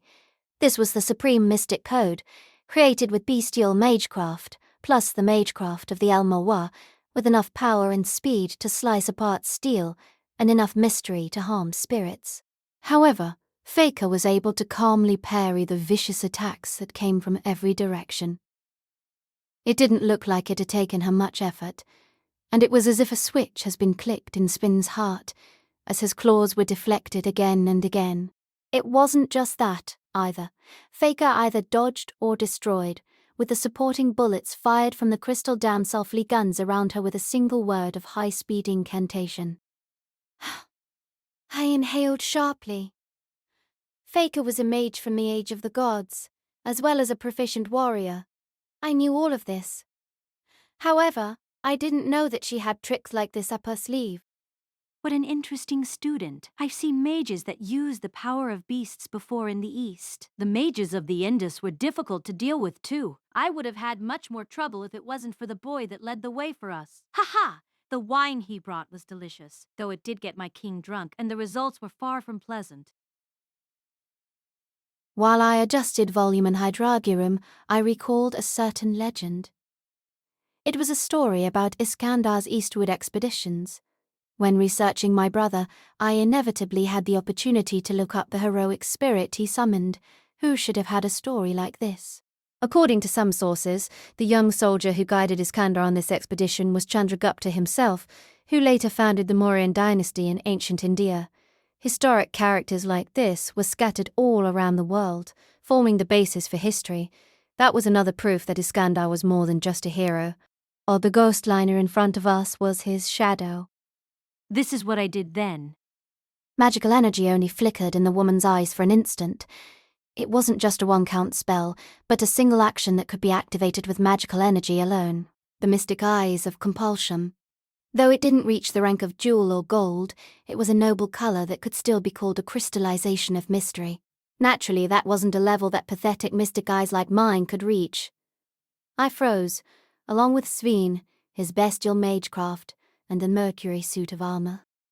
What a shame. If you had fought 10 or maybe 20 more battles, you might be able to struggle. If you were in my brother's army, half a year of training would have made you a formidable warrior. By brother, she was referring to the real Hephaestion. Then, Faker also stopped as she was in the process of slashing down with her sword. She looked up, behind Sven and This is a modern answer. Tuco, who had bunched up her hair with one hand, was also looking at Faker. Realizing what had happened, I swallowed. There was a light shining from one of Tuco's eyes. That mystic eye is quite impressive. But don't you want to move right now? I couldn't see Tuco's eyes, but I saw the magical energy there. What was she trying to do? Could it be called an ultra-high precision mystic eye? If I wasn't mistaken, there were lenses inside her mystic eye. There wasn't just one or two of them either. There were roughly more than 20 lenses there, each performing its own role, increasing the precision of the mystic eyes exponentially. As a result, it was capable of overwhelming Faker's mystic eyes and preventing her from moving. Modern cameras and projectors all use multiple lenses. Different groups of lenses take care of different things, like focus and correction. Combining them all creates a single lens that is more effective. I've built a system of virtual lenses inside my mystic eye. That's exactly what they do to help patients with glaucoma or cataracts. Putting lenses inside people's eyes is very popular in modern science. How bothersome. I didn't manage to block it. I can manipulate magical energy properly this way. Faker wasn't the only one whose movements had been restricted. Faker's mystic eyes had also captured Tuco, freezing her in place. Tuco's familiars also lost their ability to fly and drop to the floor, and then, behind Faker, another mage nodded casually in approval. Wait. It seems like the curse of the mystic eyes has also been absorbed by Faker. Even mystic eyes could be pulled off course by her skill. The rare talent that allowed her to guard Iskandar in the past functioned exactly as well in the present. It had even protected her master from the grand-ranked puppeteer's trap, causing us to sink into despair. Heartless touched Faker's shoulder, dispelling the effects of the mystic eyes.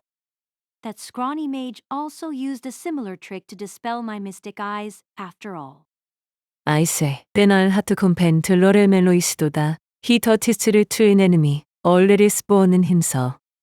Well then, do you want a simple decapitation, or do you want me to command you to kill yourself? I can force you to do plenty of things, but I feel like you'll set some kind of trap if I do something complicated like that. I'm glad you think so highly of me. As a mage, I'm already satisfied. So I prefer it if you make it quick. A card on killer, it's a trap. Tuko Aozaki has a trump card that only activates when she dies. If it gets activated here, we would all die, you, me, and maybe even everyone in the Department of Modern Magecraft. I mean, Noah, Faker's sword stopped. Tuco sighed quietly. You've already seen everything at the Twin Towers of Ilsima, haven't you? It was an honor to have witnessed the abilities of a grand ranked mage. Though it was a bit expensive to have spent so many artifacts, it was well worth it. We already knew that Heartless was the one who funded the purchase of the linden leaf that had sparked the incident at the Twin Towers of El-Melloi. Heartless had probably monitored all the events there somehow.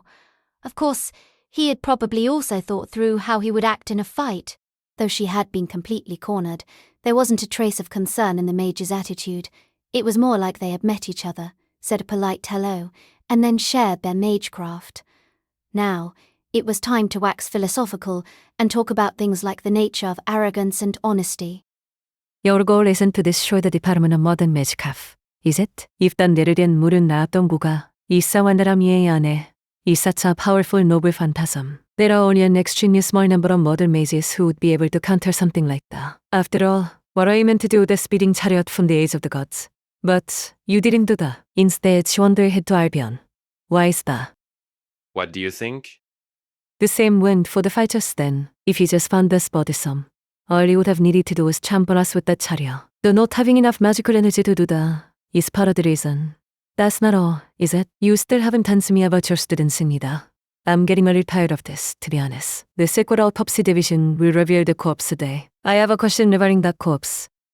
Well, you're as terrifying as I thought you would be. Tuko Aozaki, Faker, freeze and dispose of her. All right. She didn't kill Tuko, so that was how they would deal with her. What fragment of a god would she call in this time? Just as a word was about to escape her mouth. Now, Trimmer! In response to my cry, the mercury armor surrounding Zvim began to move. Boloman Hydragurum had no eyes, making it immune to Faker's mystic eyes. The mercury transformed into a blade that slashed toward Faker's face. For an instant, the servant was forced to blink. Faker had only been disoriented for an instant. However, the instant was enough. The fallen damselflies awoke again, fluttering into the sky. Those were Tuko Aizaki's familiars, the familiars that have combined to form a cannon split apart again. This time, a strange light shot from them and created a giant image on the ground. You showed me something wonderful. I should return the gesture. Rather, it was a noise that our ears could only register as an unintelligible cry. At the Twin Towers of El-Melloi, Gray and I had witnessed Tuko Ozaki's familiars. That had been the projection of a cat created by a projector. In the months that had passed, this genius had already created a more advanced type of magecraft. Now, there were multiple projector-like familiars that shot out beams of light. As if it had peeled away from the ground, a strange, three-dimensional shadow appeared. Confident how will you fight back this time? Maja from the age of the gods. Immediately, a strange force that affected all of us appeared. It's shaking. No, it was more than that. Earthquakes were rare in this country, and my eyes told me that this shaking was more than a physical phenomenon. Those eyes did not reach the level of Faker's noble colours or Tuko Aozaki's crystallizations of modern technology, but they were barely able to notice changes in magical energy. Wary Faker, this location is trying to Albion. If we stay here, we'll be trapped. With a click of the servant's tongue, the chariot moved in the darkness. She leaped onto the chariot that she had not used in the battle, possibly because of the size of the cavern.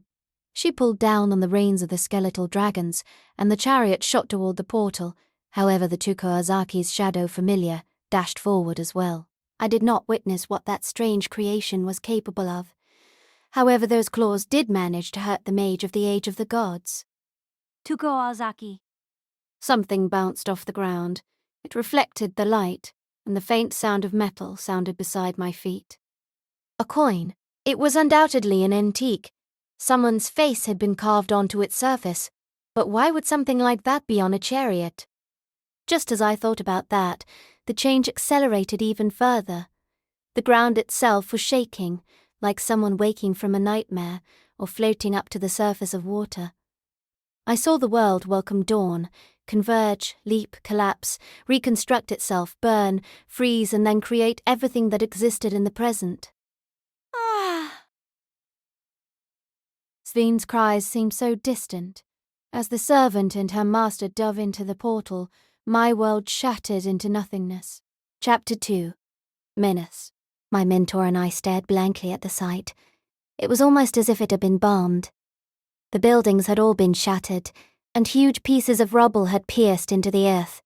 It was obvious at a glance that this wasn't just the result of magecraft. In terms of destructive power alone, it could probably even rival Rongominiad. How was I to believe that this was Slur Street? Though I had only been here for about 6 months, I had studied and lived here. Now, it was almost all in ruins, like a battlefield that had been trampled over. The only thing it had in common with the Slur Street we knew was probably the damp wind of a London winter. Did Faker do this? Did Faker and Heartless do this? Worried seeing the staggering gait and the expression that looked like he wanted to crush every piece of broken rubble. I pressed a hand to my chest. I suddenly got the strange thought that he might be made of glass. After all, he looked like he could shatter at any minute. Professor! Flat. Waving cheerfully, Flat hastily ran to my mentor. Perhaps this was the first time my mentor greeted the teenager with this kind of expression, as Flat always brought trouble with him. Worried what happened? Are the other students and teachers safe? Rains told me to help the other students get to safety. I don't know where Sveen and Rains are because they went to investigate, but all the others are all right. Rhines told you? As he said that, someone else came to speak to him. Oh, you finally arrived, Lord El-Melloi II. Neutral, it was Mr. Shadan, an old man who looked like someone's grandfather, with sparse grey hair, an anchor-styled beard, and a wrinkled shirt. He had been a second-grade lecturer in my mentor's version of the El-Melloi classroom since the very beginning. Worried? Are you all right as well? You did tell us to strengthen Slur Street's defenses, after all. Hardly anyone inside the buildings was hurt. I was dumbfounded by what Mr. Shadan said. They had prepared for this beforehand. My mentor had probably thought of every tactic he could to fight against Heartless. This one happened to be of use. However, my mentor's expression did not clear up in the slightest. Worried Flat. Where did Sveen and Rhines go to investigate? Well, they followed the light in the sky to the old school building. Hearing his response, my mentor gazed toward the building with the same corpse-like expression. Then, he began to stumble his way there, and I hurried forward to stop him. Wait, sir. We don't know what happened yet. How could I not go? That's my little sister and my student. Though his face was pale, he did not stop to rest. Despite the fact that he had just been confronted with the intolerable truth that Heartless wanted to summon Iskandar, my mentor still persisted. Although he was probably so overcome with fear, shock, and a sense of duty to the point where he couldn't think of anything else, he continued in the only way he knew how to live. I didn't think you cared so much about me. I'm so flattered I feel like I could spit fire. Unfortunately, though, I'm not at the old school building. Miss Rains. I felt like my heart skipped a beat as I saw the young woman appear from behind me. Hello, Gray.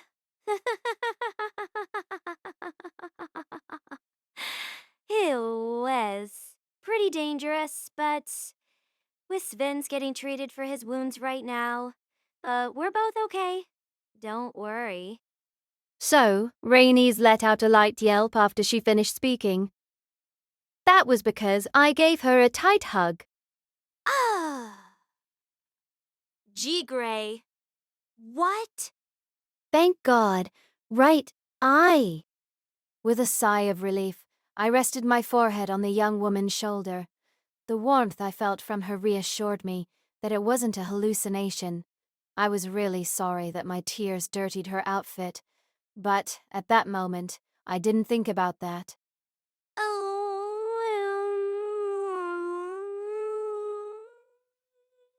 Sorry. It was the first time I had heard that word from Rains. The warm, gentle hand that was patting my back probably also belonged to her. There's another visitor, too. Someone who's met you before. My mentor and I stared at that person with widened eyes. Tuko Ozaki leaned against a wall that looked like it was about to collapse, wearing a dark blue jacket and slowly looking to us. Even in the shade of the building, her red hair stood out as much as ever. It seems like I need to thank you. I just happened to be there to help. I didn't think that I'd meet a Gosseliner. She looked like she had just been in an intense battle. In that case, that meant she had just fought that servant in an even fight. Though I knew she had an unimaginably large stash of tricks up her sleeve, I hadn't thought that she would be capable of this. I'm just here to settle a score with you. From Bucket Irsema. Can you return what I lent you? Neutral, you mean this? After a slight pause, my mentor took out a box of cigarettes from his jacket pocket. I finally noticed what the box of cigarettes Tuko had left with my mentor back then was for. You kept it on your side the entire time? I just didn't know when I'd meet you again. The way we met last time was an exception. How well prepared of you. My mentor handed her a match, and she exhaled a puff of smoke after savoring the taste. Ah, it's absolutely horrible. Though she was probably referring to the taste of the cigarette, I got the feeling that she was commenting on something else. After a short while, purple smoke began to rise slowly from the ruins of Slur Street. My mentor did not rush her, and only asked his next question after he saw her finish. What happened? Oh, you mean under the old school builder? There's a piece of spiritual Malbian down there. What? It's already gone. It's a bit like a wandering space, the kind that's irregular and brief. Dr. Haltus is really as talented as they claim if he managed to identify an irregular space like this. I planned on having him tell me everything, but he managed to escape in a flash. I can't believe he managed to escape after making me go that far. I could only understand about a half of what Tuko said. However, Rains nodded reluctantly, as if she felt the same way. Was this irregularity so difficult to accept? Then, what did Heartless want? Did he trample Slur Street in order to get to Albion? Maybe that was the case. Considering that Heartless used to be the head of the Department of Modern Magecraft, that would mean he wanted to reach the labyrinth, even if it meant that he had to destroy a place that was almost like his hometown. I didn't get it. I could not help but feel that I still didn't understand the thought process of mages. Either way, the only way to catch up with him would be to use one of the 4 documented entrances to Spirit Tomb Albion. That's beyond my capability.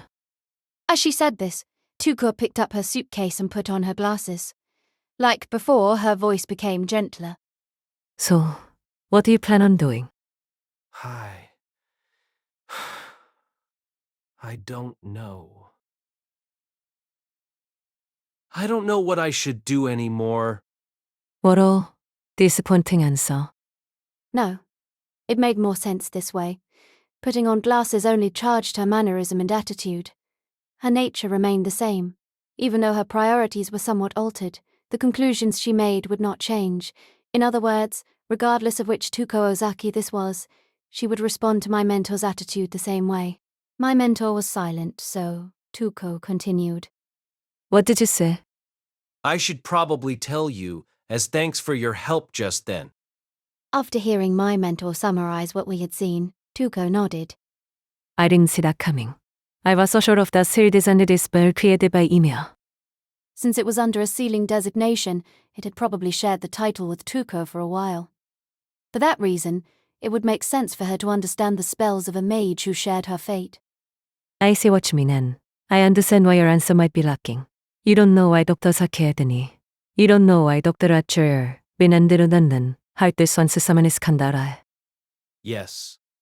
It had probably already taken all the energy left in him to muster the strength to go searching for Rhaenys and Swine. It was almost as if he was a candle that had already been burnt up, but at least a spent candle could be replaced. Have you already decided not to go after Haltus? My mentor did not respond. I could see him using all of his strength just to prevent himself from collapsing. I have something else I want to tell you. Adada said to pay more attention to the corpse from the Secret Autopsy Division.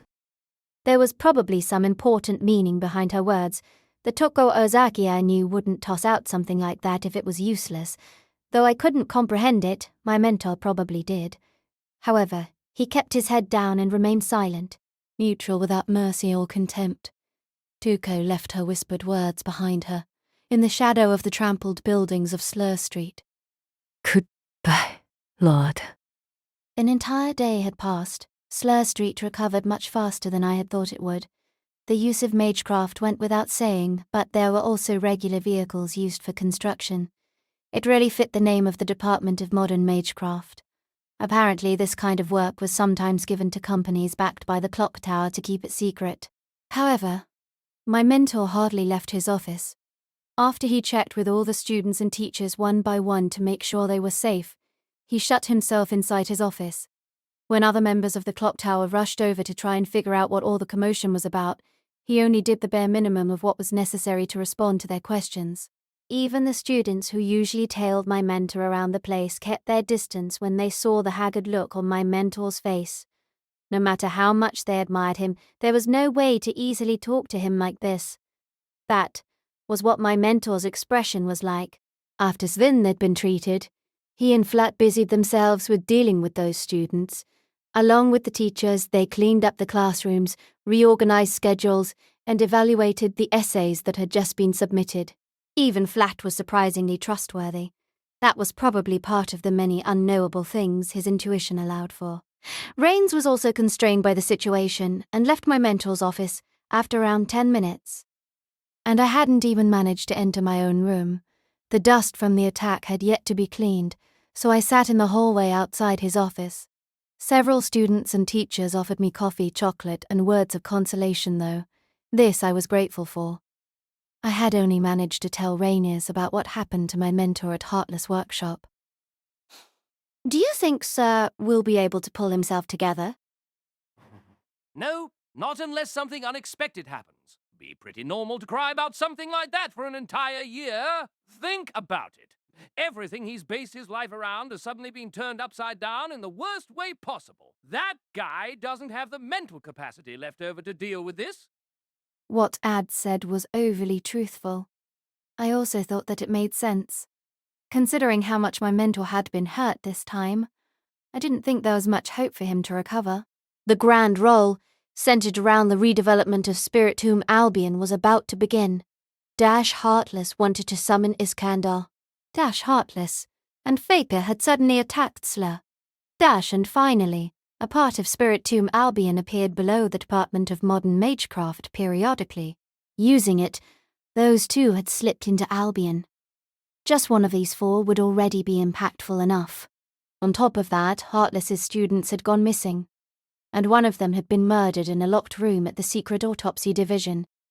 Back then, that old guy, Lord Ulysses, said that the grand roll was being held in 3 days. That's February the 2nd, which is tomorrow. Well, it's hopeless now. We'll just have to make up our minds without him. I couldn't make myself reply to that. Stones rolled around inside my heart, tumbling into my body and crushing my soft insides. I knew I needed to do something, but the pain made it so hard to stand up. Though my mentor's office was right in front of me, I felt like it was thousands of meters away. I shouldn't go talk to him. My mentor had the right to lock himself inside his room. Who could blame him, after everything he had worked so hard for shattered into nothing? Maybe the right thing to do would be to wait until he got himself together. But what would I accomplish sitting here in this hallway? This was just mere dependence. If I considered what would be best for my mentor, I should be preparing to help him as much as possible as soon as he got back on his feet. That was what Flat, Svin, and Rains were doing now. Even if I couldn't do what they could, I should still be of some help. But my words fell apart before they left my mouth. I couldn't accept that, even if it seemed to make sense. Though I had seen the look on my mentor's face, I could not ignore him, no matter how much he dismissed others. But my voice trembled. My feet were numb from sitting for too long, but I couldn't stay seated. I stood up slowly, staring at the door that was across from me. I didn't have the courage I needed, but that didn't matter. I just needed to walk forward. I took one step, and then another, walking forward like I was praying. My heart hurt so much. This was terrifying. I would rather die 100 times than be rejected. But my hand still moved upward and knocked on the door. There wasn't a response, but he didn't tell me not to come in either. "Can I Now I turned the handle of the door to the office. The ceiling was so high up. No, that was basically a sky. It blanketed the ceiling as far as the eye could see, glowing inconceivably in all sorts of colours. Everything from the light, the colours, to the air, made her feel incredibly refreshed. Perhaps this was because of the fragments of mystery that remained underground. No, like that Tuko Ozaki said, if the coordinates were undetermined, it might not even be fitting to call this place underground. In the distant past, the underground was sometimes treated as the land of the dead, so it might be more reasonable to call this place another realm of sorts. Spirit 2 Albion, situated deep down in the earth, beneath the clock tower. It was a world where physics could almost be ignored, which could only be reached by diving tens of kilometers downward. That said, was this another sky under the ground? She had never seen something like this when she had served under her unrivaled king. If she brought these memories back with her, this would be another thing she could boast about. Did that mean she would talk to those bastards that betrayed the king? A spark of dark fire suddenly flared up in her heart. Of course not. There was a tide of emotions inside her that she could not control. The passion that had once driven her to wish to conquer the world had become seething hate toward her former comrades. After she had been summoned to this world, she learnt of the bloodbath that had ensued after those who used to serve the king fought to become his successor. The wars of the Diadochi. Of course there were people who Faker could never see eye to eye with, like the Secretary Eumenes, but she couldn't understand why people like Olympias, the king's mother, or other great generals would massacre one another for something like this, even if it was all because the king himself had left the vague will of letting the strongest rule. Is anything the matter, Faker? Nothing you would care about, Master. I'm just thinking about something. They just happened to be resting. The clock tower might already be keeping a watch on them, so they didn't go through the mining city. Instead, they moved according to heartless directions.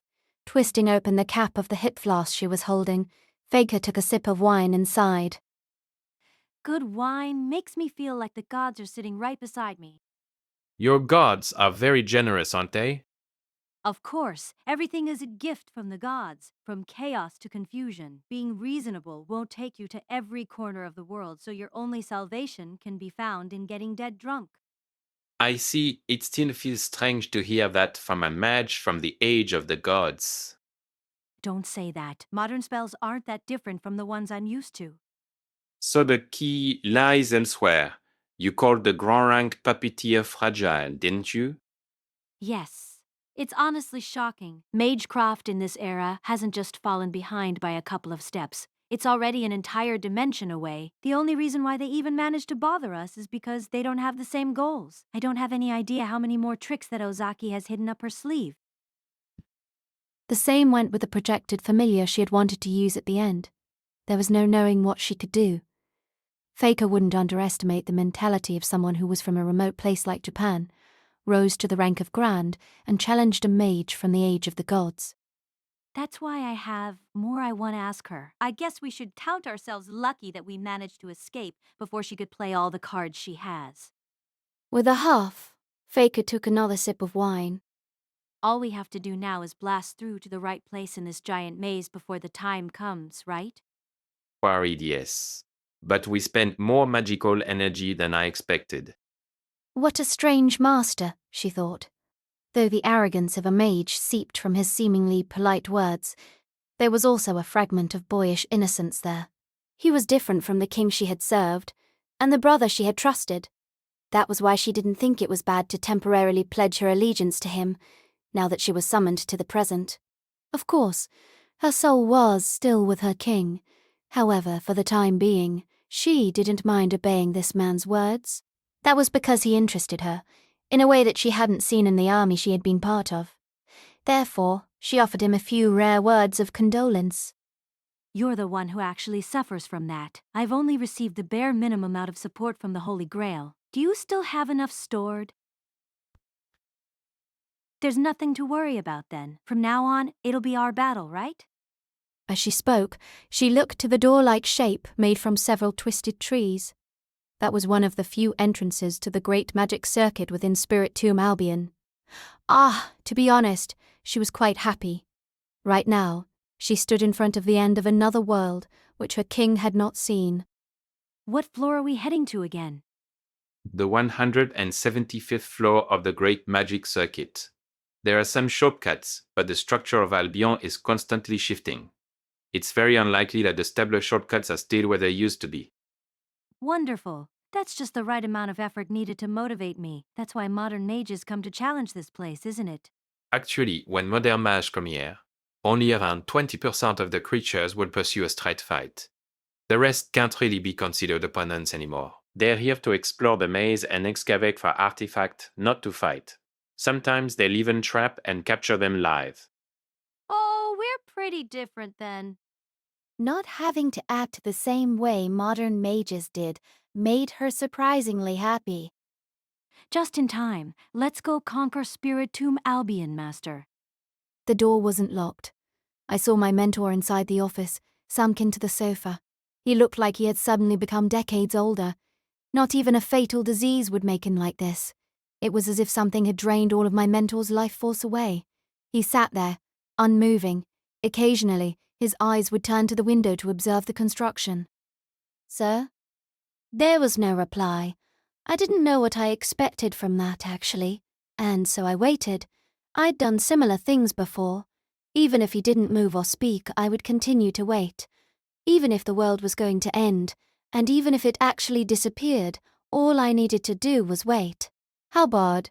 Lord Elifis had said there was only one day until the Grand Roll. What would happen then? Would the El-Melloi faction be dismantled? What would even happen to the clock tower if Heartless reached his goal? According to Ryanus, he described his own motive as boredom, but no one could deny that small motives can lead to terrible consequences. Worried, who knew kind of unexpected things, a former department head who summoned an unconventional servant who went to challenge Spiritomb Albion would achieve. I felt like my heart was being gently squeezed. I found it hard to stay still, but I could only wait. No matter how long it took for this person to do something else, I needed to wait. Even if my heart ruptured into pieces. Even if I would never stand on my 2 feet again. That was because this person had given me so much. The first wide unit was established long before we got to that workshop. He spoke in a hushed voice, like a broken tape recorder as he stroked the armrest of the sofa. Heartless wants to keep this case as hidden as possible. Huh? But it didn't make sense. The Department of Law had already been informed of Heartless's student's death. My mentor had also heard of it. That applies to his student's death and the attack on Slur Street that followed. Even though what he did on the rail Zeppelin was extreme, that's probably an exception. Maybe he really wanted to kill us back then. Beside that incident, though, Dr. Tribaldirk, Heartless has always been extremely quiet. I originally thought it was just out of the instinct of a mage to conceal mystery, but even after he summoned a servant like that, he's still staying silent. Just listening to the content, my mentor's words were as careful and thoughtful as usual. However, none of his regular insight or perceptiveness could be found within them. The words seemed deflated and full of tension at the same time, and those paradoxical elements tangled into knots inside him. He spoke like he was only restating the results to something he had already calculated earlier.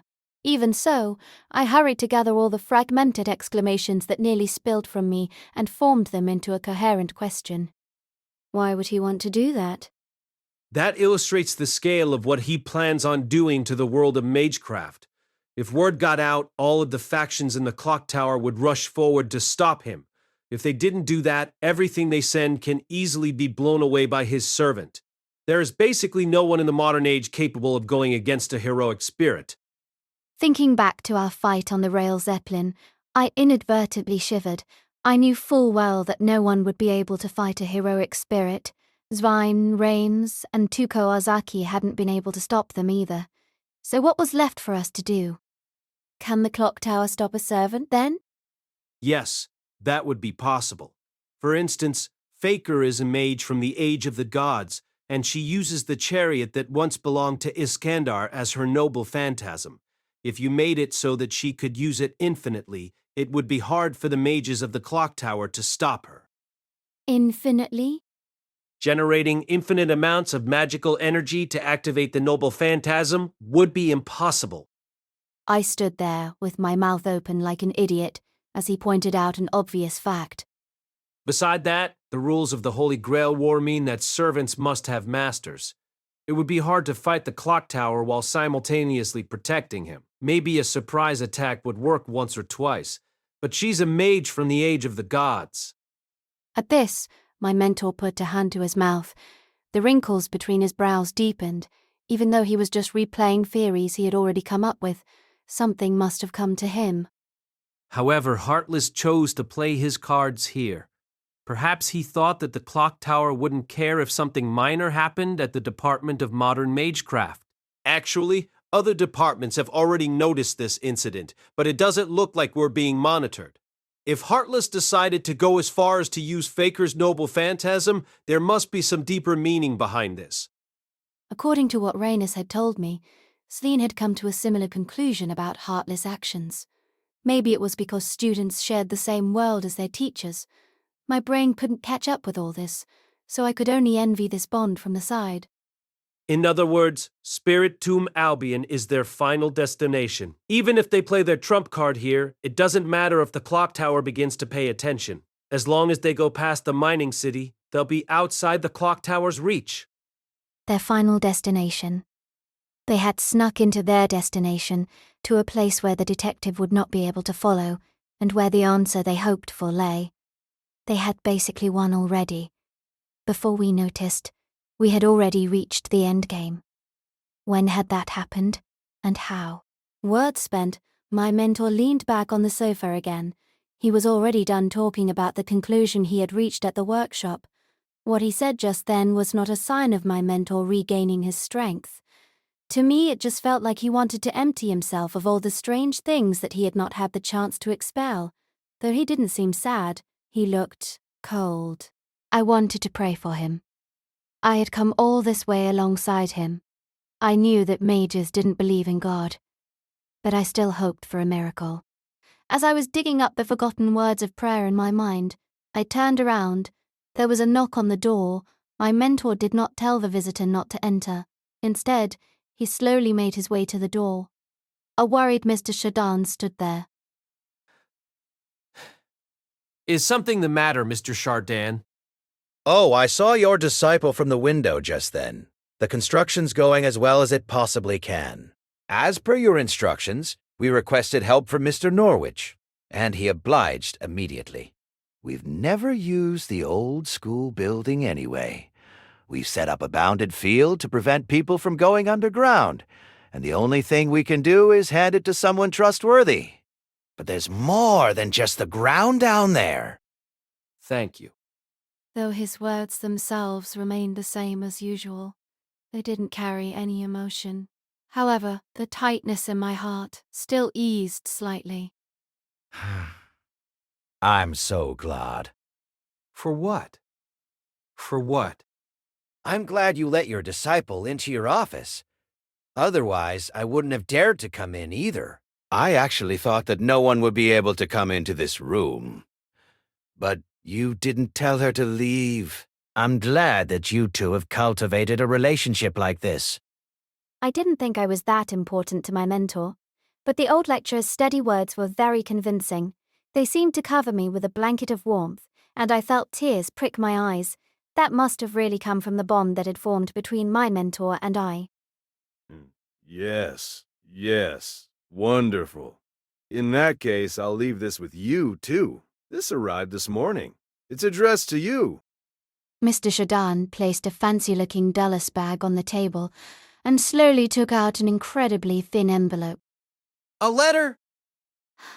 Along with my mentor, I slowly turned to see the name written below the wax seal. It nearly made me let out a gasp of surprise. A Trum Galliasta. It was the name of a mage who had already passed away. Neutral after Mr. Shadan left, my mentor asked me to open the envelope. There was a silver disc inside. If I recalled correctly, this was a compact disc. It doesn't seem to contain a virus. My mentor said, checking its contents using the computer inside the office. because it would be frowned upon by people from other departments. It was usually hidden away in the bookshelf. Worried. Could someone have faked the letter? Is it a trap? Worried a Trump's name coming up at a time like this really surprised me. There was definitely a reason to suspect that it was one of the innumerable traps that spanned the clock tower. I'm not a computer expert either. I just ran it through an antivirus software. If there are any subtle mechanisms beyond that level, I won't be able to tell. What if there's some kind of magecraft that puts a curse on the computer? That subject is currently being studied in the Department of Modern Magecraft. According to my knowledge, it's still far from complete. Atrum Galliasta did enjoy collecting strange mystic codes, so he might know more than I do. After a moment of thought, my mentor clicked down on the mouse, and a person appeared on the screen.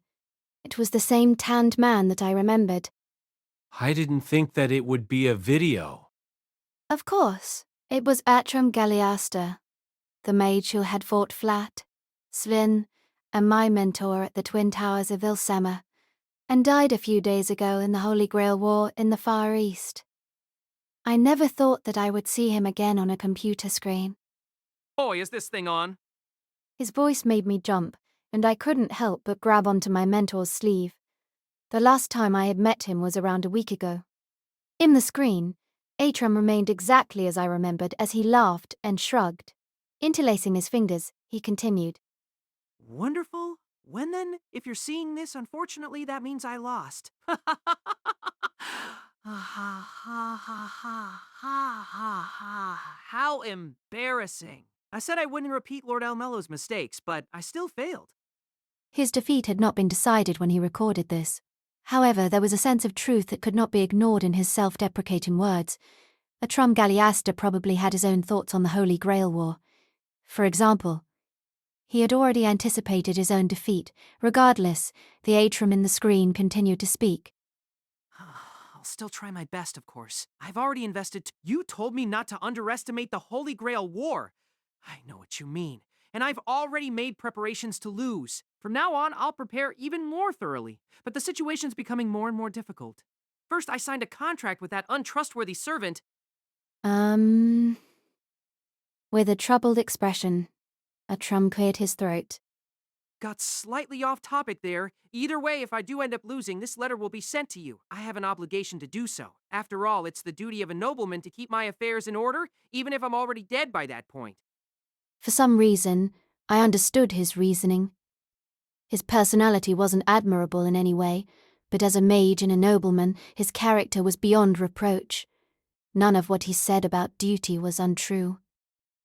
His intentions for recording this recording were genuine. It would be less believable for someone like him to not do this. At this, Atrum paused for a moment. Then, he continued to speak again after looking at the camera with an indescribable expression. I enjoyed fighting you at Ilsema, so, as a nobleman, I naturally owe you a gift in return. I hope you can take this. Since you're the worst lord in the world, it might be of some use. Inside the screen, a servant of sorts handed him the same envelope that we received. Oh, right. If I do win and this envelope still gets sent to you, prepare yourself. I'll come to destroy you with everything I have. Typical of him to end off on a bravado-filled note. Both my mentor and I remained silent and still. It wasn't because of what Atrum said. No, actually, that was part of the reason. But it was mostly because of what he did. My mentor took out the envelope again and examined it more closely. Should I just pass magical energy through this? As he said this, he concentrated on the envelope. I didn't know whether or not words appeared on it. What is it? My mentor did not respond immediately. Then, after a long pause, he finally spoke. He didn't think it would be useful in the Holy Grail War, did he? I suppose that is true, but why would he give me this? His hollow voice quavered with something indescribable, but it was something that my mentor had been missing until just then. Just before he was about to reveal what it was, there was another knock on the door. Mr. Chardon?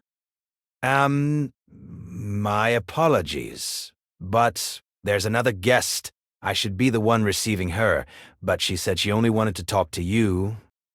Who's the visitor? To put it in a cliched way, It was like the ringing of bells.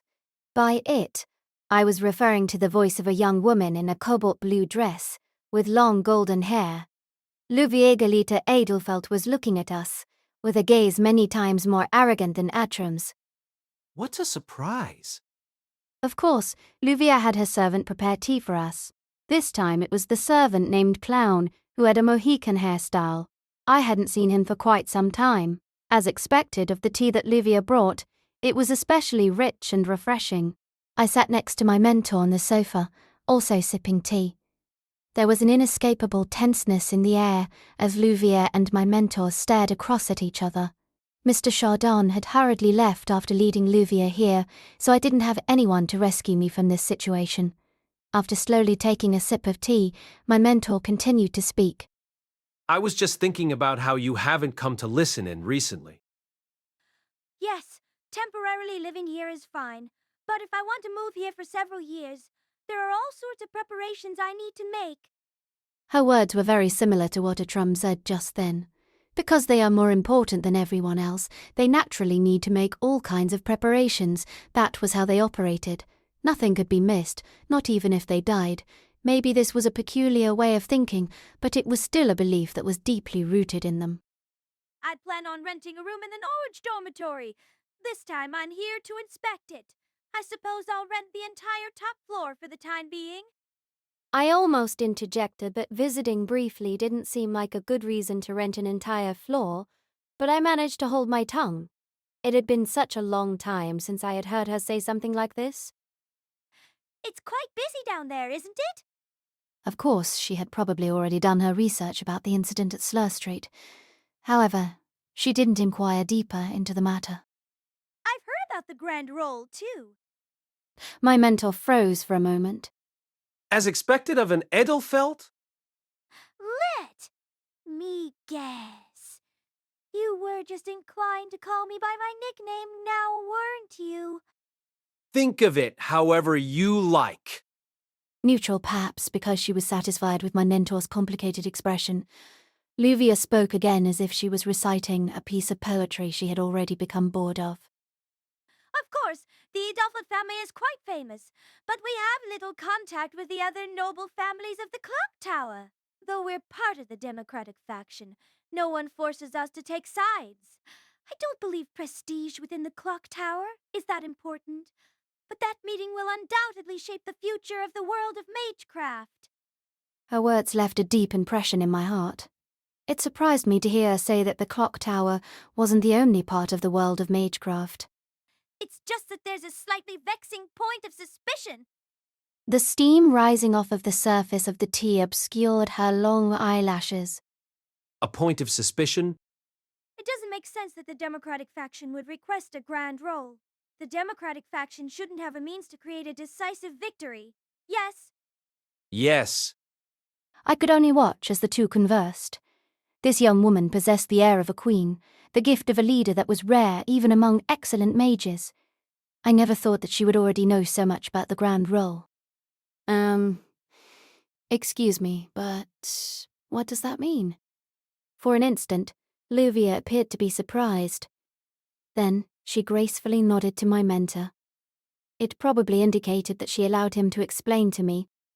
As a premise, if the aristocratic faction decides to go all out in the grand roll, the democratic faction cannot contend with them.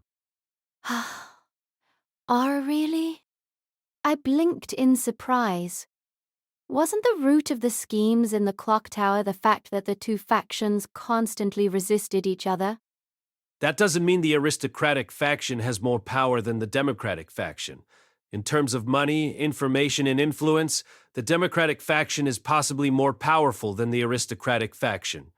But in a place where only the 12 families who have supported the clock tower for centuries can vote, the aristocratic faction has a natural advantage. A natural advantage. The democratic faction had swallowed up all the mages of the New Age. From Lord Trambellio's words, I could tell that they had even greater ambitions. However, as an emerging power, it had a disadvantage in the grand roll, where tradition prevailed above all else. For example, if the El-Melloi, as the top of the aristocratic faction, decide to make a move, the Gaiuslings in charge of the Department of Zoology will have to follow, as they are essentially the El-Melloi's puppets. In that case, the Archolots of the Department of Botany will also follow. Gaiusling and Archelot. Though I had heard them a couple of times before at the headquarters of the clock tower, I hadn't formed an impression of them. Like the El-Melloi and the Bartholomewas, they were members of the 12 great families. On top of that, there's the Department of Spiritual Evocation and the Department of Astromancy. Altogether, that gives the aristocratic faction 5 votes. If you include the El-Melloi faction, there are 6. In other words, half of the 12 great families are members of the aristocratic faction. By contrast, the only unequivocal members of the democratic faction are the Department of General Fundamentals and the Department of Creation. That's why it doesn't make any sense for the democratic faction to instigate a grand roll. Ah, I see. 6 against 2. If that was the case, I felt like everything I had thought about up until this point was stupid.